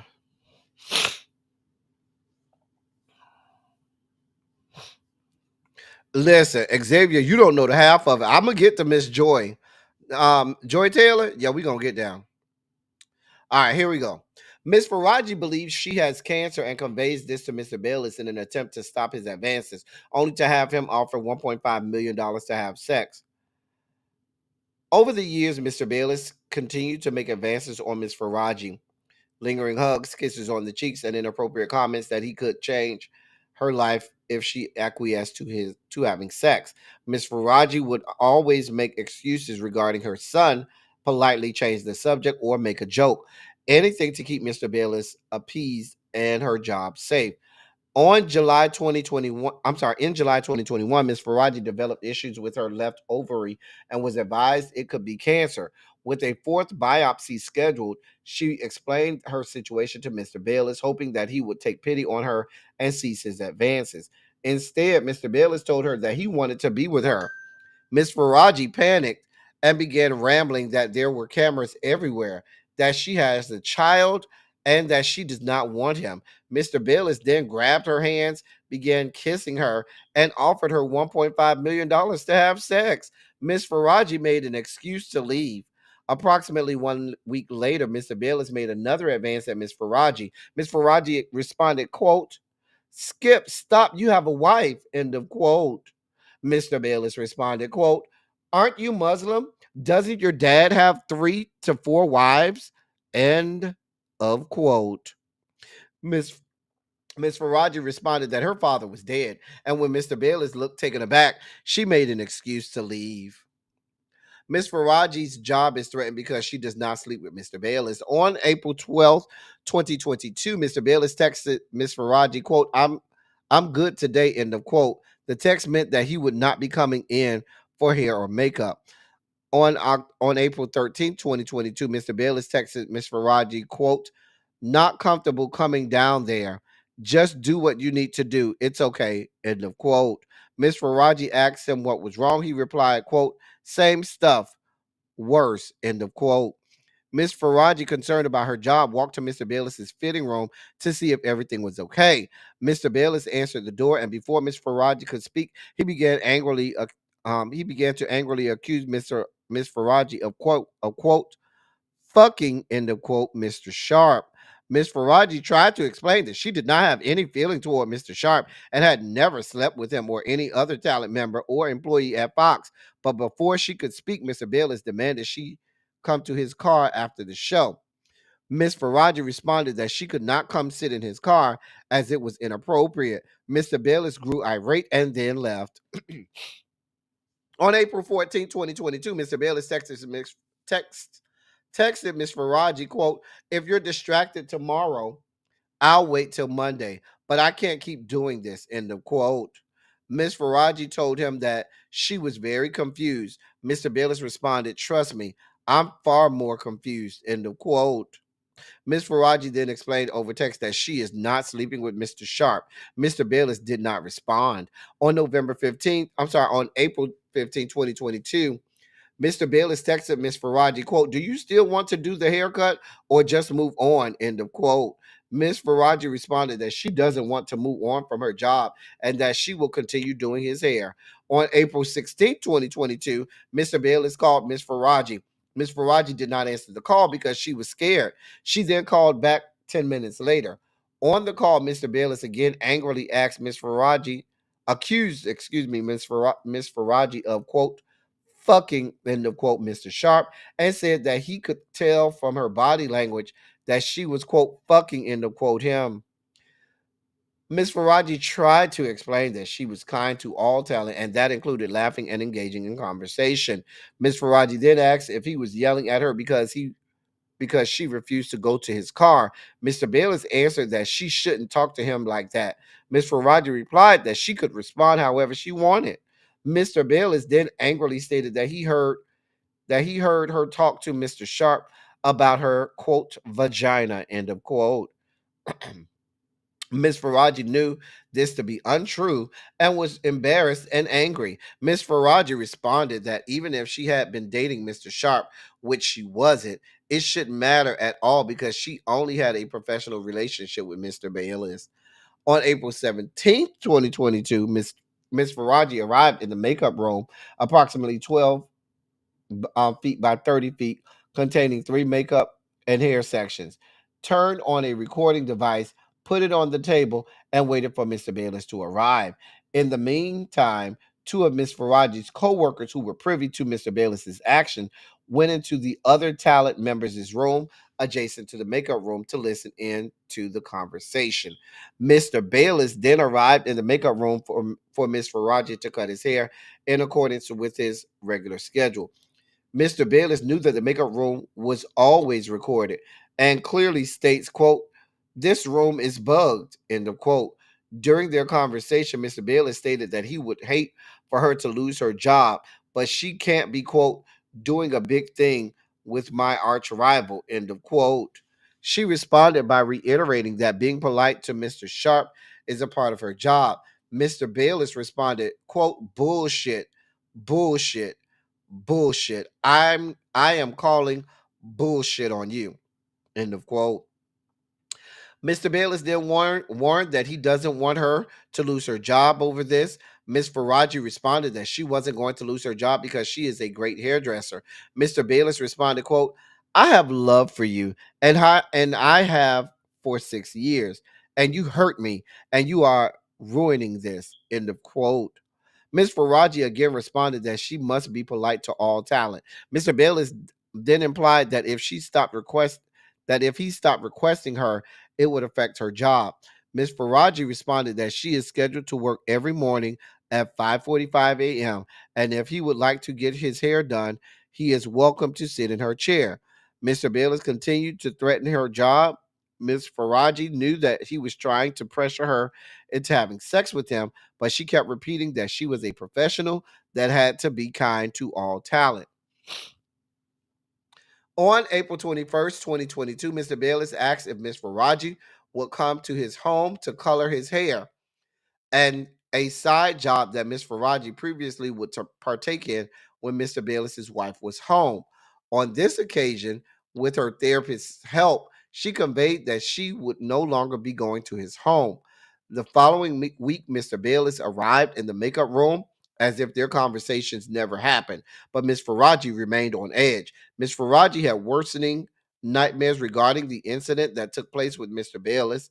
Ms. Faraji's therapist started using eye movement desensitization and reprocessing to talk through her interactions with Mr. Bayless.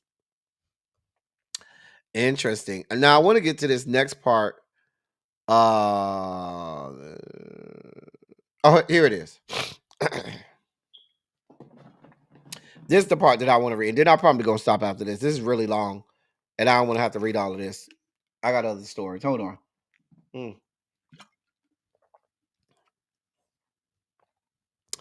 Child. I don't know if he broke up with Shannon over Miss Faraji, but baby, we see now why Shannon left, because that relationship was palpable. And Miss Faraji participates in an internal investigation only to be singled out. Oh, dear God. Miss Faraji participates in an internal investigation only to be singled out, taken off speak, and accused of having sex with Mr. Bayless. In mid-July 2023, Anna Drucker, Fox Sports' vice president of employee relations, asked Ms. Faraji for a meeting. At the meeting, Ms. Drucker asked if Ms. Taylor was having a sexual relationship with Mr. Acho. Excuse me. Ms. Faraji admitted that the two were in a sexual relationship. Ms. Faraji shared this information because she didn't think it was a big deal. Ms. Taylor, for example, Ms. Taylor and Mr. Acho had similar amounts of power at this time. And because she didn't think Ms. Taylor or Mr. Acho would physically harm her for providing this information. For example, Mr. Acho had always been respectful to Ms. Faraji and never threatened or hurt her. On July 31st, 2023, Kelsey Doe, Miss Doe of Employee Relations, asked Ms. Faraji for a meeting. At the meeting, Ms. Doe told Ms. Faraji that there had been complaints of her humming.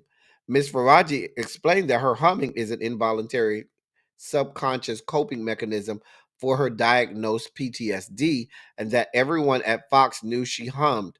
Ms. Faraji further explained that she has been humming since she was a child, has been humming her entire tenure at Fox. Her humming was exacerbated in stressful situations, and although she hates it and wants it to stop, she does not even realize when she is humming. Ms. Faraji explained that if anyone was now complaining, they were only doing so to hurt and embarrass her. Ms. Doe thanked Ms. Faraji for the information, abruptly changed the conversation, and quickly asked whether she had made public comments regarding Mr. Dixon and Miss Taylor having sex. Ms. Faraji became very scared, as Mr. Dixon had previously assaulted her, and Miss Taylor had warned her that he would fire her if she said anything. and responded that while everyone in the company knew about their relationship, she did not have any information and did not want to comment about it. Miss Doe then tried to end the conversation and asked if Miss Faraji had any questions. Miss Faraji then began crying, asking why such a swift investigation took place regarding her humming, but no one cared about Miss M threatening to kill her or others mocking her English.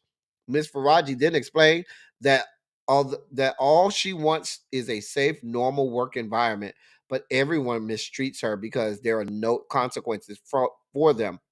While she focused on others mocking her English, she was thinking of her interactions with Mr. Dixon and Mr. Bayless. On August 3rd, 2023, Miss Peretti told approximately 8 of Miss Faraji's co-workers to not associate with Miss Faraji as she had a pending case with Human Resources. Miss Faraji was confused as, from her perspective, she did not have a pending case with Human Resources. Employee Relations had only called her in to answer questions regarding Miss Taylor. On August 9th, 2023, Miss Peretti told Miss Faraji that her services were officially no longer needed on Speak.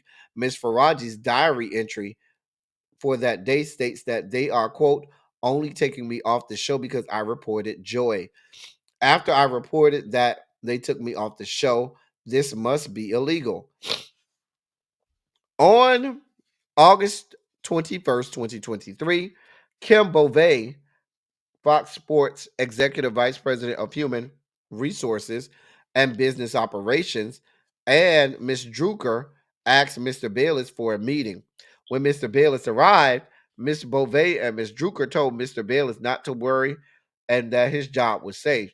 The two then started interrogating him on whether he had a romantic relationship with Ms. Faraji and whether she had offered him sex.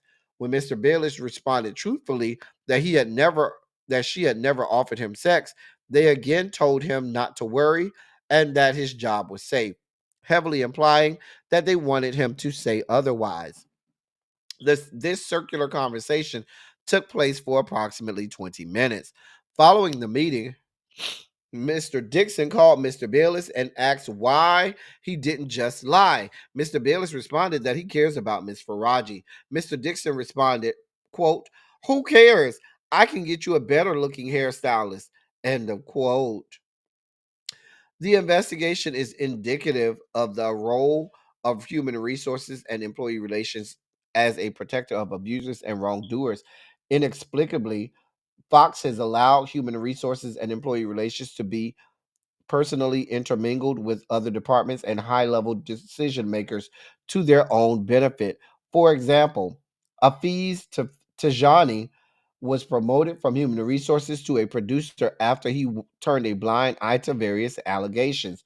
Shortly after his promotion, Ms. Faraji noticed that he was at Fox early in the morning. Ms. Faraji asked him why he was in so early, and he responded that he was now producing the show because, quote, our great boss, Charlie Dixon, who has the power to do it, has made me a producer, end of quote. Ms. Faraji asks, quote, that's all you need, a powerful man? You don't need experience? End of quote. Mr. Tajani pompously responded, quote, yes, that's correct, Nushin, end of quote. I'm not gonna read the rest. This is yeah, it's talking about her getting fired. I just wanted to see what the allegations were. Um, yeah. Yeah. All right. Those are the seedy and salacious parts. Listen. Listen. I don't have nothing to do with this, okay? Y'all ready? I'm over here. My nose is leaking. I'm damn near dying. But nevertheless, we here. We are here. Nevertheless, we are here. So,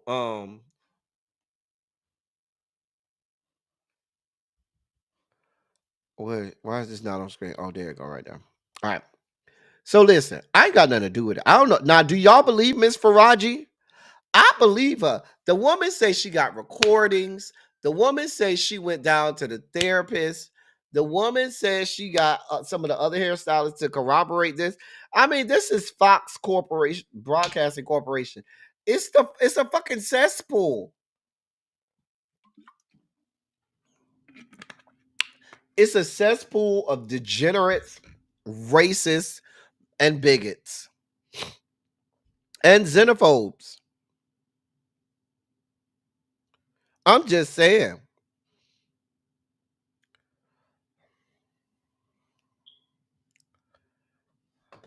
Now, let's get to this whore. Who is that? That's Joy Taylor. Now, let's get to her. Mm-hmm. So,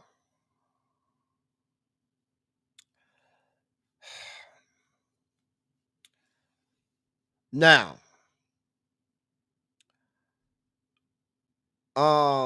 let me give y'all some background on her. Now, if you don't know who Joy Taylor is is Joy Taylor is the sister of Jason Taylor. Now, Jason Taylor is a former linebacker for the Miami Dolphins. Former, is he in the Hall? I don't know if he's in the Hall of Fame. I can't. I don't think Jason. He may be. Anyway, but you may know him. That's her. That's her brother.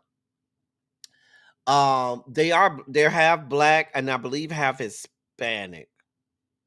I believe they're half black, half Hispanic, but same mom, same dad. And Jason Taylor is a beautiful man. If you've never seen Jason Taylor, y'all know who he is. He played for the Miami Dolphins for years. Anyway, so Joy Taylor used to work on. Joy Taylor first got her first gig in sports broadcasting because of her brother. That is true. When she first started with Fox Sports Radio in Miami, she started doing Fox Sports Radio in Miami. And she was, you know, she would do the sports reports like in between segments where they would do like the scores and the top stories in between like segments of the show.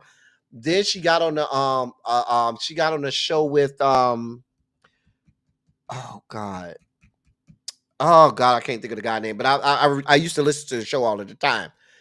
So she started now.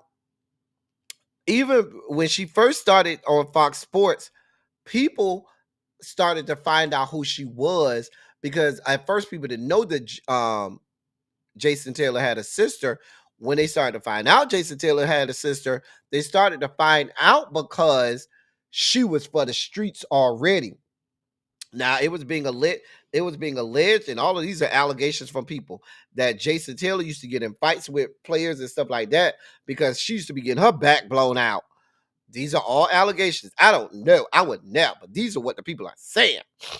Okay. So then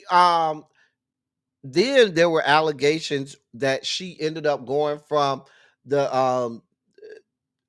the spot where she would like do the scores and highlights in between segments to getting on a show because she had, you know, slapped her way to the top. Those were allegations. Now at the time, I didn't really believe it. But then the more you hear Joy Taylor, she's not well spoken. She doesn't have at that time, I should say, she didn't have a ton of information on you know what I'm saying,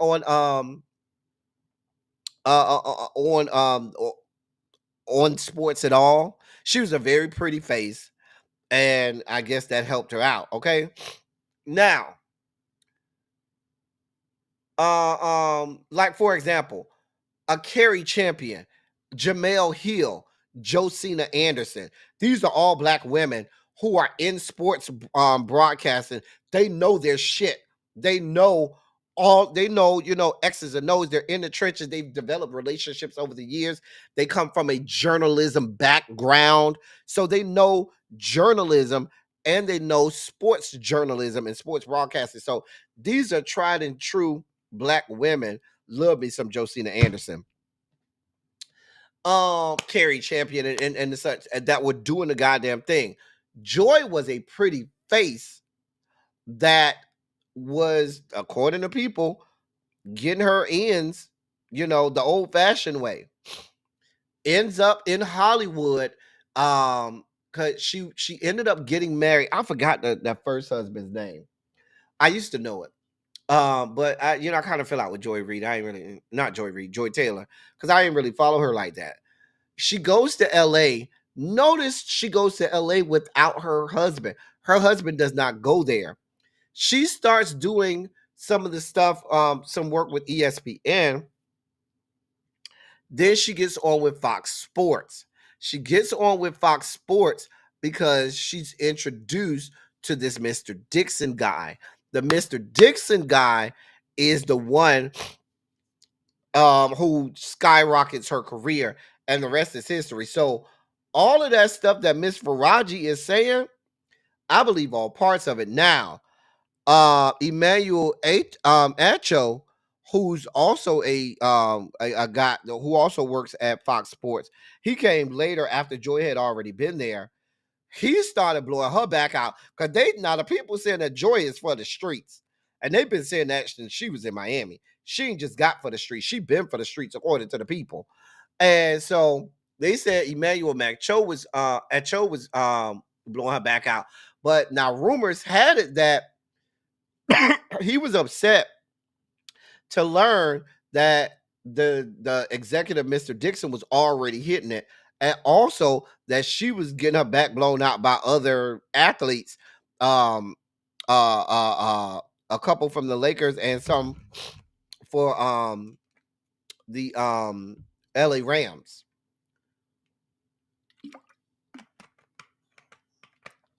All of these are allegations. I don't know.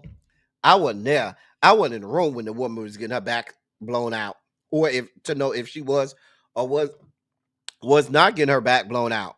But that's what the streets are saying. That's what the people are saying. I don't know. And I'd love for Miss Taylor to come up. If you want Miss Taylor, you could come right on this show and clear it up and give us the God honest truth, because we want to know. I know you back there watching, Miss Taylor. Somebody done called you and told you that we over here talking about you. I know you done you done watched it, but girl,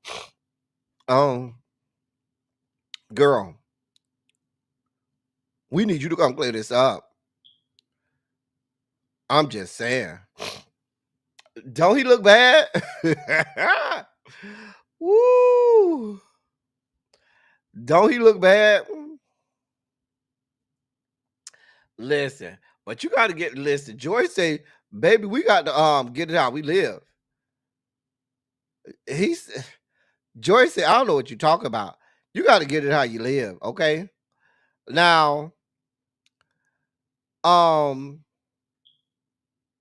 don't know what to tell you, Joy. I ain't got nothing to do with it. I don't have a fuck thing to do with it. I don't have a goddamn thing to do with it.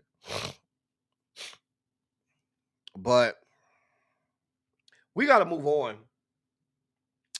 In other news, so remember when we were reporting that Camille Wimbush, who played Nessa on the Bernie Mac show, remember when she said she was going to, we reported over here that she was going to make her OnlyFans? Well, apparently, let me read this to you. Camille Wimbush began creating content for the subscription-based OnlyFans platform in February 2021. Excuse me. The London-based website gives her fans exclusive access to various types of content, including X-rated, for a fee.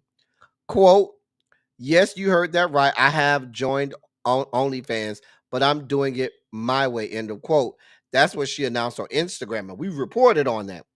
She added, quote, my way equals minimal nudity. So if that's what you're expecting, sorry, not sorry to disappoint, end of quote. Now, excuse me, y'all. Rumors have it that Miss Wimbush earned $921,000 in her first week on OnlyFans.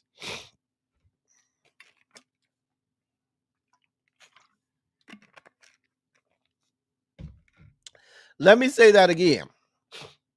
The rumors are circulating that she made $921,000 in her first week. First week.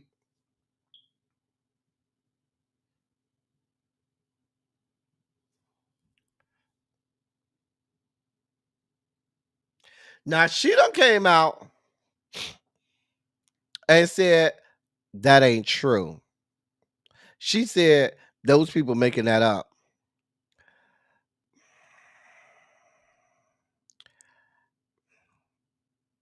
I don't have nothing to do with it.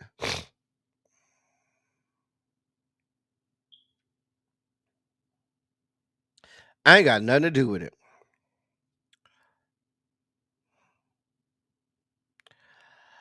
I don't believe she made that much. Not if you ain't showing no titties and no cooch. She said the rumor saying that she made $921,000 in the first week. She said, I don't know where that came from. I ain't make that. I don't know. How much did you make? Can we see some receipts? Camille. I feel like I'm talking to my sister because that's my sister name. Camille, Millie. Can you come over here and explain to us, ma'am, how much did you make?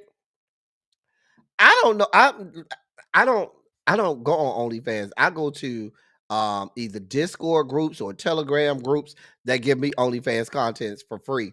Anybody you want, you put in there, and they'll put all of this stuff on the Discord group. So I don't or Twitter page. I don't pay for Twitter, and if I was, I sure wouldn't be paying for her. I want to see her. Listen, Brown Mama, we all need OnlyFans. We all need it, child. I don't know. We need to know how much you come here. Can you come verify for us? Show us the receipts, the bank account, something. Because we need to know. Ma'am, go with God. We don't have nothing for you. It's today is Black Monday. Now, for those of you who are not sports fans and you have no idea what Black Monday is, Black Monday is the Monday after the last Sunday of NFL football regular season. And on that Monday, usually a bunch of pink slips go out and a bunch of people get fired. Well, listen. That nice looking piece of black man right there is Jared Mayo. Now, Jared Mayo was the head coach of the New England Patriots. Well, they didn't even let him make it to Black Monday. Baby, the people said that as he was walking to the locker rooms, they were like, don't worry about going over there. Just come over here. Just put the headset down over there. Those earphones, that headset, baby, just sit it on that table over there. Come over here. No, but I need to have a meeting with the team. No, you don't. Just come over here. We got this. Don't even worry about it, bruh. Don't even worry about going over there. Now, this is his first season. And although the team was 4-13, they didn't give that man a whole lot to work with. He's not the GM. Now the general manager is the one who drafts the players, who puts the players together. The coach, if you give this man all garbage ass players and expect him to go to the damn Super Bowl, the fuck. But this is what they do to black head coaches. They give you shit and want you to make a delicacy out of some shit. They want him to have a playoff season, damn near win the Super Bowl, and y'all gave him a bunch of fucking strings. Y'all gave him motherfuckers who would be second and third string, maybe not even second string, probably third or fourth string on any other team, and want them to be his first string starting players. It's the fuck shit. They didn't even let that man get to Monday. They didn't even let that man clear out his office. Baby, they told him coming out the fit, hey, bro, don't even worry about going over there. We got this. They were not even a whole hour from the end of their game, and they had already had a statement out.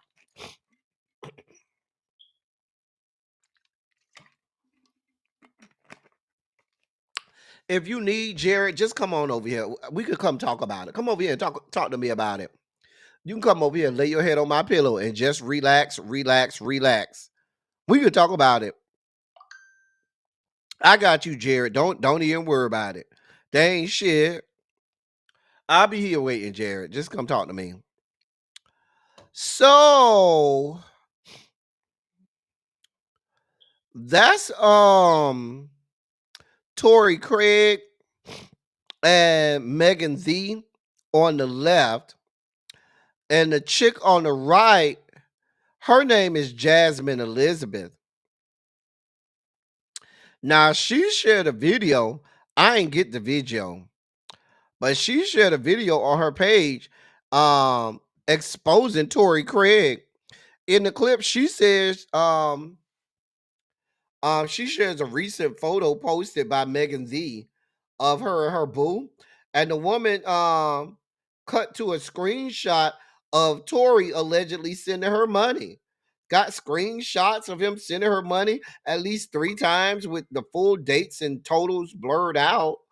The woman then showed an alleged iMessage text thread between her and Tory, in which he allegedly gets freaky talking to her about her large breasts, sex tapes, and his preference for a woman to be shaved or not. The alleged text receipts then cut to the two of them talking about schedules and trying to link up in person. This Jasmine Elizabeth chick then continued to show alleged Instagram DMs with Tory, who allegedly reached out to her via DM on March 17, 2023. The conversation then go on kind of sporadically. The two of them allegedly talk about their personal lives, including how Tory allegedly he talks about his son, and apparently something's going on with his son, and there's a woman that works as a nurse for his son. It just goes on and on. Listen, Megan, let me just say this, Megan. Tory gave me fuckboy vibes from the very beginning. Tory gave fuckboy vibes from the very beginning. Megan, please understand, there's a very, very, very, very, very small number of men that that at this point in your career you're going to be able to date. You might just have to stay single and just have people coming to blow your back out. Because if you're looking to date somebody at your level of celebrity, all that's going to come is fuck boys.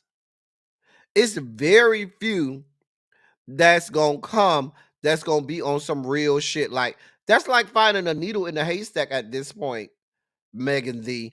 I don't know what to tell you. Now he cute as hell. Now he real cute. He real crude. And might have a good piece of peen. Xavier, can I get you to get on that? Can we get some dick pics or something, Xavier? Xavier, where are you at? I need you to do your job. Xavier, where are you with the meat pictures? We need that to the members only chat stat. I need the meat pictures down to the members only chat stat, Xavier. Okay, we need it, and we need it now. So but yeah, it's gonna be very few men, Megan, that you're gonna be able to date in this day and age. You got too much notoriety, you got too much going on. We don't listen. I don't know. It's gonna be like trying to find a needle in the haystack. I don't know if you ever gonna be able to find a man that's really gonna be able to hold you down like that. But I mean, you can try. I'm just saying you can try. Cha. Wait, that's the wrong one. Hold on. All right, we got to move on. Go, Scott. In more relationship news, Remy Ma is now officially declaring her love for that easy to block captain guy. That's the same guy who they were saying she was cheating on Papoose with.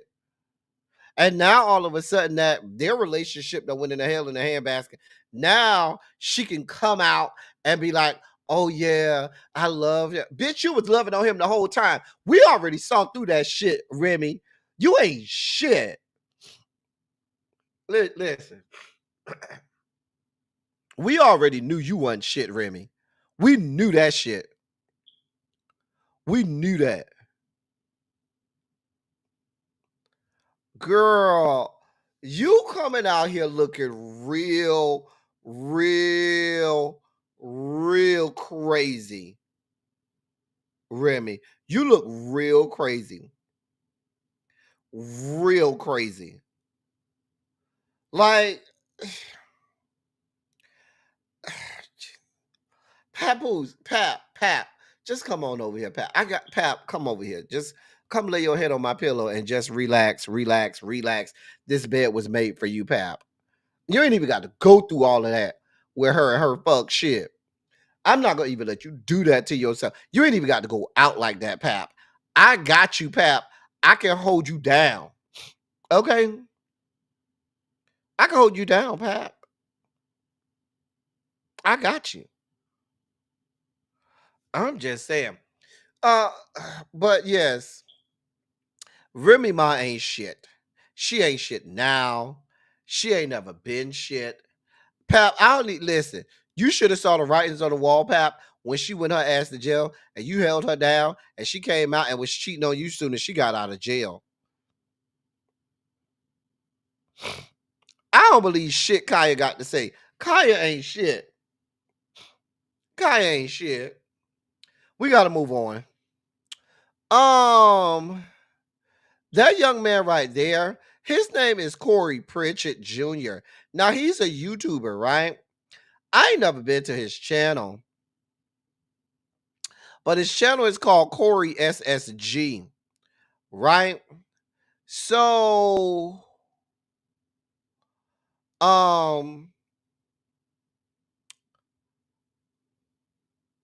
he got like 4 million subscribers now.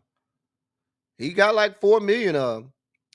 I think he does pranks or something like that. Baby, I don't know. I don't know if I perused his YouTube page earlier. He looked like maybe he's a rapper or maybe he does pranks. I don't know. Okay. But he got 4 million plus subscribers, so I ain't mad at that. Anyway, so he's being accused of kidnapping women and fleeing to Qatar or Qatar. Let me read this. Houston-based influencer Corey Pritchett Jr., who has over 3 million subscribers on YouTube, is being accused of kidnapping 2 women and fleeing the country afterwards. The social media star, known for his Corey SSG channel, is facing aggravated kidnapping charges after allegedly abducting 2 women, making death threats, and then escaping abroad. According to court documents, the incident began on November 22nd, 2024, when one of the victims met Corey and exchanged numbers. The next day, they met him for a workout and later went bowling with him and 2 male friends. At the bowling alley, the women grew concerned when Corey and his friends acted suspiciously. The group was apparently involved in a dispute with others at the venue. After they left, the women texted Corey about retrieving their belongings from his car. He invited them to meet him at a nearby HEB parking lot where he offered them a ride home. However, during the drive, Corey acted erratically, claiming he was being followed and sped over 100 miles per hour on I-10. He pulled a gun fired it through the sunroof, and made chilling threats, including saying, quote, I'm gonna fuck y'all and then kill them. I'm sorry, I'm gonna fuck y'all and then kill y'all. End of quote. The women were terrified as he cut off their communication and then abandoned them on a dark highway. They flagged down the driver, called 911, and were rescued by deputies. Corey later fled the country, posting on social media about relocating to Dubai. His Instagram has since gone dark. Investigators confirmed he boarded a one-way flight to Qatar in December, and law enforcement is now seeking his return to face charges. Bruh, bruh, I don't know what to tell you. Sir, they gonna get you. You think you could go just fly around the country? Girl, sir, they're coming to get you. They're coming to get you. But his page is still up. Let me see when the last time he posted a video. His last video was 5 months ago, so well, maybe he took them down. I don't know. But his last video was 5 months ago. Maybe I don't know. I don't know these people. I don't know these people at all. I don't. We gotta move on, sir. Speaking of birds, that's Drea Michelle. Now the people are dog walking her all over social media because she showed up courtside down to Jalen Green's basketball game where her son. Now, while that may not seem like it's a whole big deal, remember she's fucking Jalen Green, right? Jalen Green is 22 years old. She came to the court side with her 22-year-old son.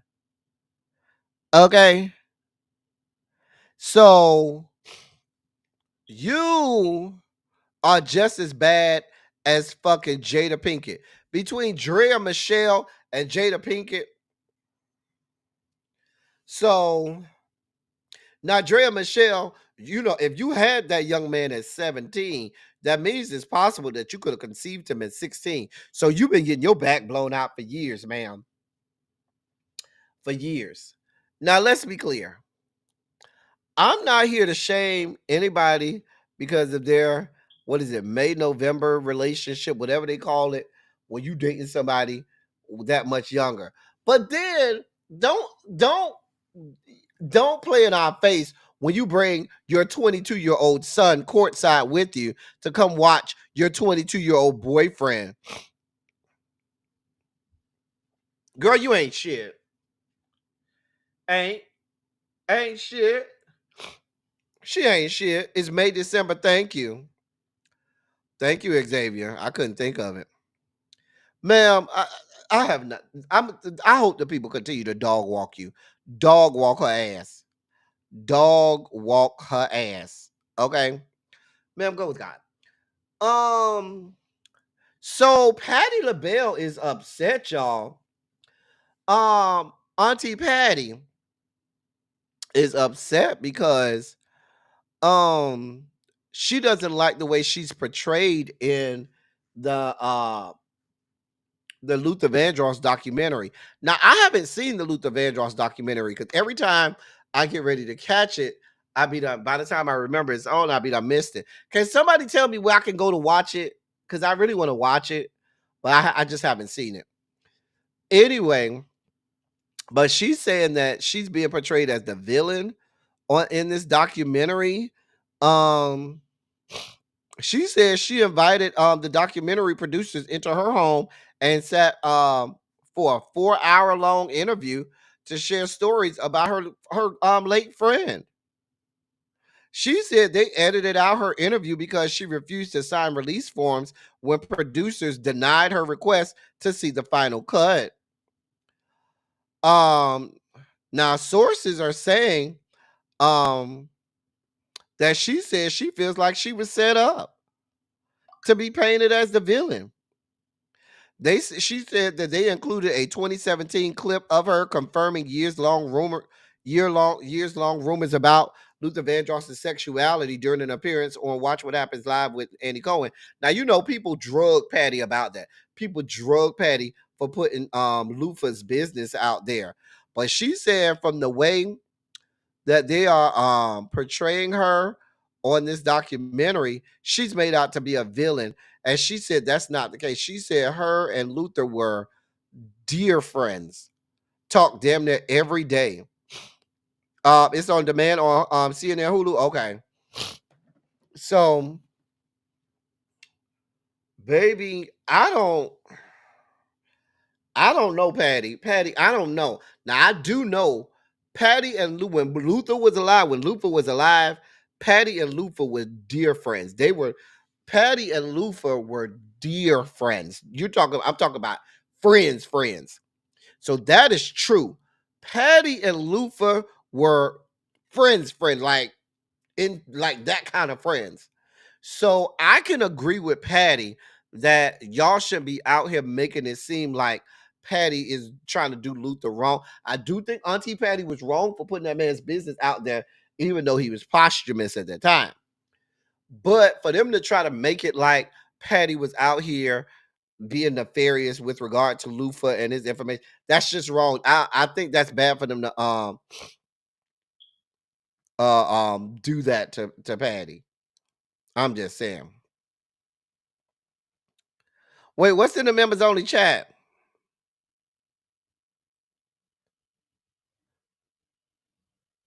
What you put in the members only chat? Yeah. Listen, I side with Patti on this. Leave Patti alone, okay? I'm sure it's them white producers down to the CNN. Oh, the link for Lufa? Well, put it again. God. Y'all see what I got to go through with the members only chat? Y'all see what they be putting me through down to the members only chat? God. See what they be putting me through. Well, put it in there again, Tracy. I don't feel like scrolling that far back. On my birthday, baby, that was 5 days ago. You know how much goes through the members only chat in a day? Anyway, we love you, Auntie Patti.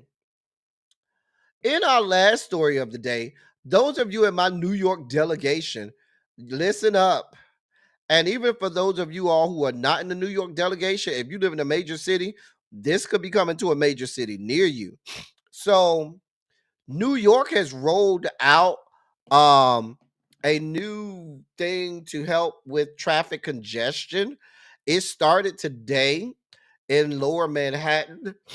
So drivers entering Manhattan's busiest areas will face a toll to help with which is New York's first ever congestion pricing system.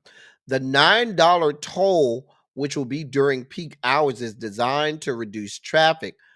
It's also designed to raise $15 billion for transit upgrades. And they're also looking to reduce air pollution and help out with the air quality.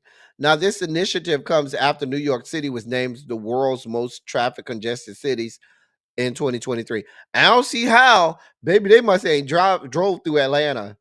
They must really ain't came to Atlanta. I don't know if New York is the most congested. So what's supposed to happen is it's supposed to do like a toll by plate situation where as soon as you cross over to a certain street, I forgot which street it is. I think somebody said 60th Street or something like that. But once you go past that street, it's gonna take a picture of your toll and you will be charged the $9.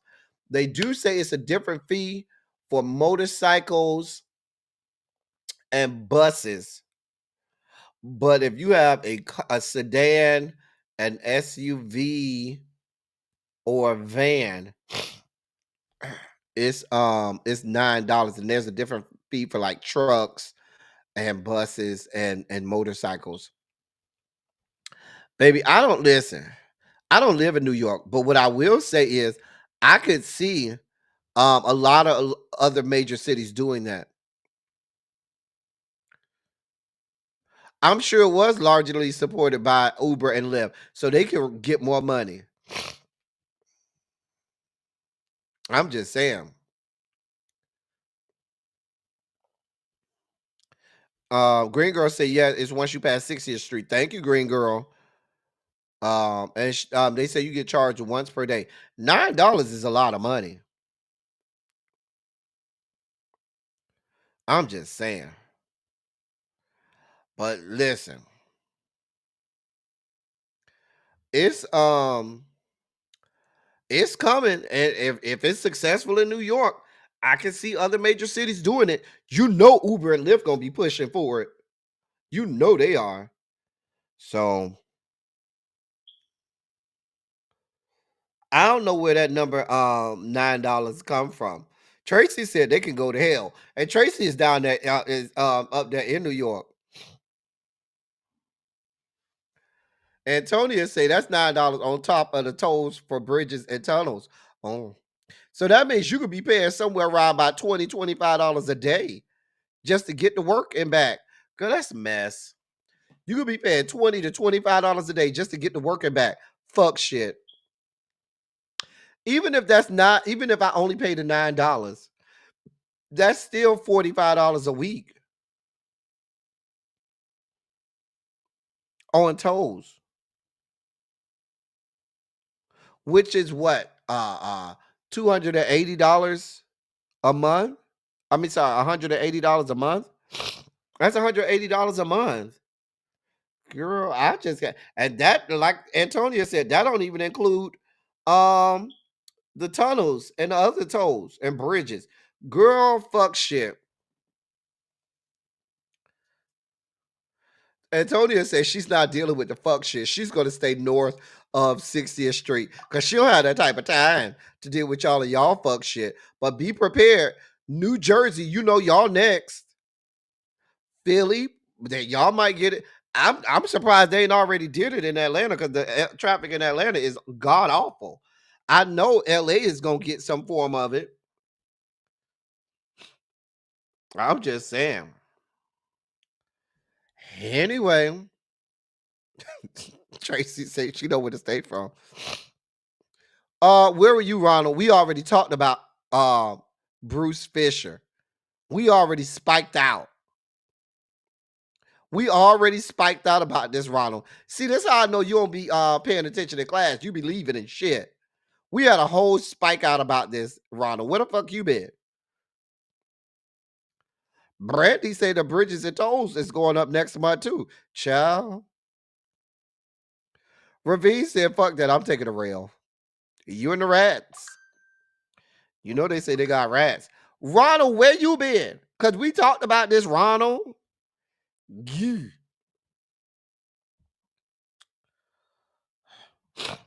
Anyway, y'all, I'm about to get out of here. I got some stuff to do. I got a meeting coming up in 15 minutes. You took a break. You fell back under trade for a little bit. I know what happened over there. You call it a break. I call it falling back under trade. Anyway, y'all, I'm about to get up out of here. Listen, let me see if I can forward y'all to Really Be. What time is Really Be live? Is she already live? What time is her live? Let's see if I can send y'all over there. Oh, she already live. Oh, dear God. She already live. I didn't know she was live.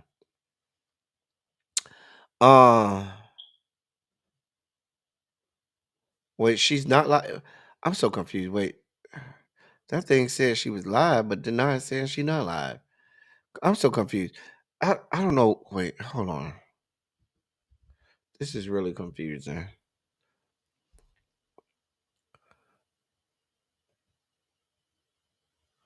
No, that's not the right live. Today is the 6th, right? Does Really Be have a live coming up? I'm just trying to make sure.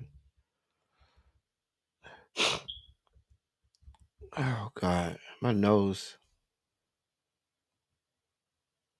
All this say January 7th. All this say January 7th. I don't know.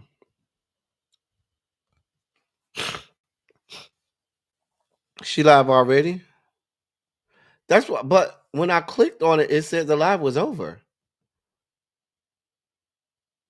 Oh, on the Really Be Review channel. Okay. I can't. She doesn't have it set up for me to send y'all over there. Okay. Okay, so that's what I saw, little baby. That the next one was tomorrow. Okay. Anyway, y'all about to get out of here. As I always say, I love y'all. As I always say, I love y'all. I love on y'all. Thank you all for being vocal, present, and active. Thank you for doing what you do. Thank you for any and all contributions that you make to the channel. They are much obliged and much appreciated. Did you talk about the nurse? What nurse? I don't know what nurse you're talking about. What nurse?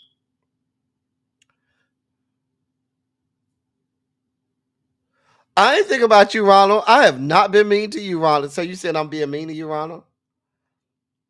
What's mean, Ronald, is you coming over here talking about, did we talk about something? And we had a whole 30-minute meltdown and sugar spike about it. And you rolled it up in here talking about, did y'all talk about it? Well, I'm the mean one. We know you had to roll back under Trade. It's okay. You and Trade can Trade might like politics. You and him can listen. Oh, we ain't talk about her. I would have spiked out. I might do her tomorrow. I probably would. Oh, that would have been bad. I know what y'all talking about though, because I did. I think that was in the members only chat. We did. I see that in the members only chat. I may be able to do it tomorrow, but I got a meeting at 7:00, so I got to get out of here. Anyway, I'm about to get out of here. We'll be back tomorrow. That's the goal. And after tomorrow, I'll be gone until Jesus God until Sunday night. So after tomorrow, I won't be back till Monday. That's all I got for y'all. Until next time, thank y'all for coming. Y'all drive safely. I'm out. Love y'all.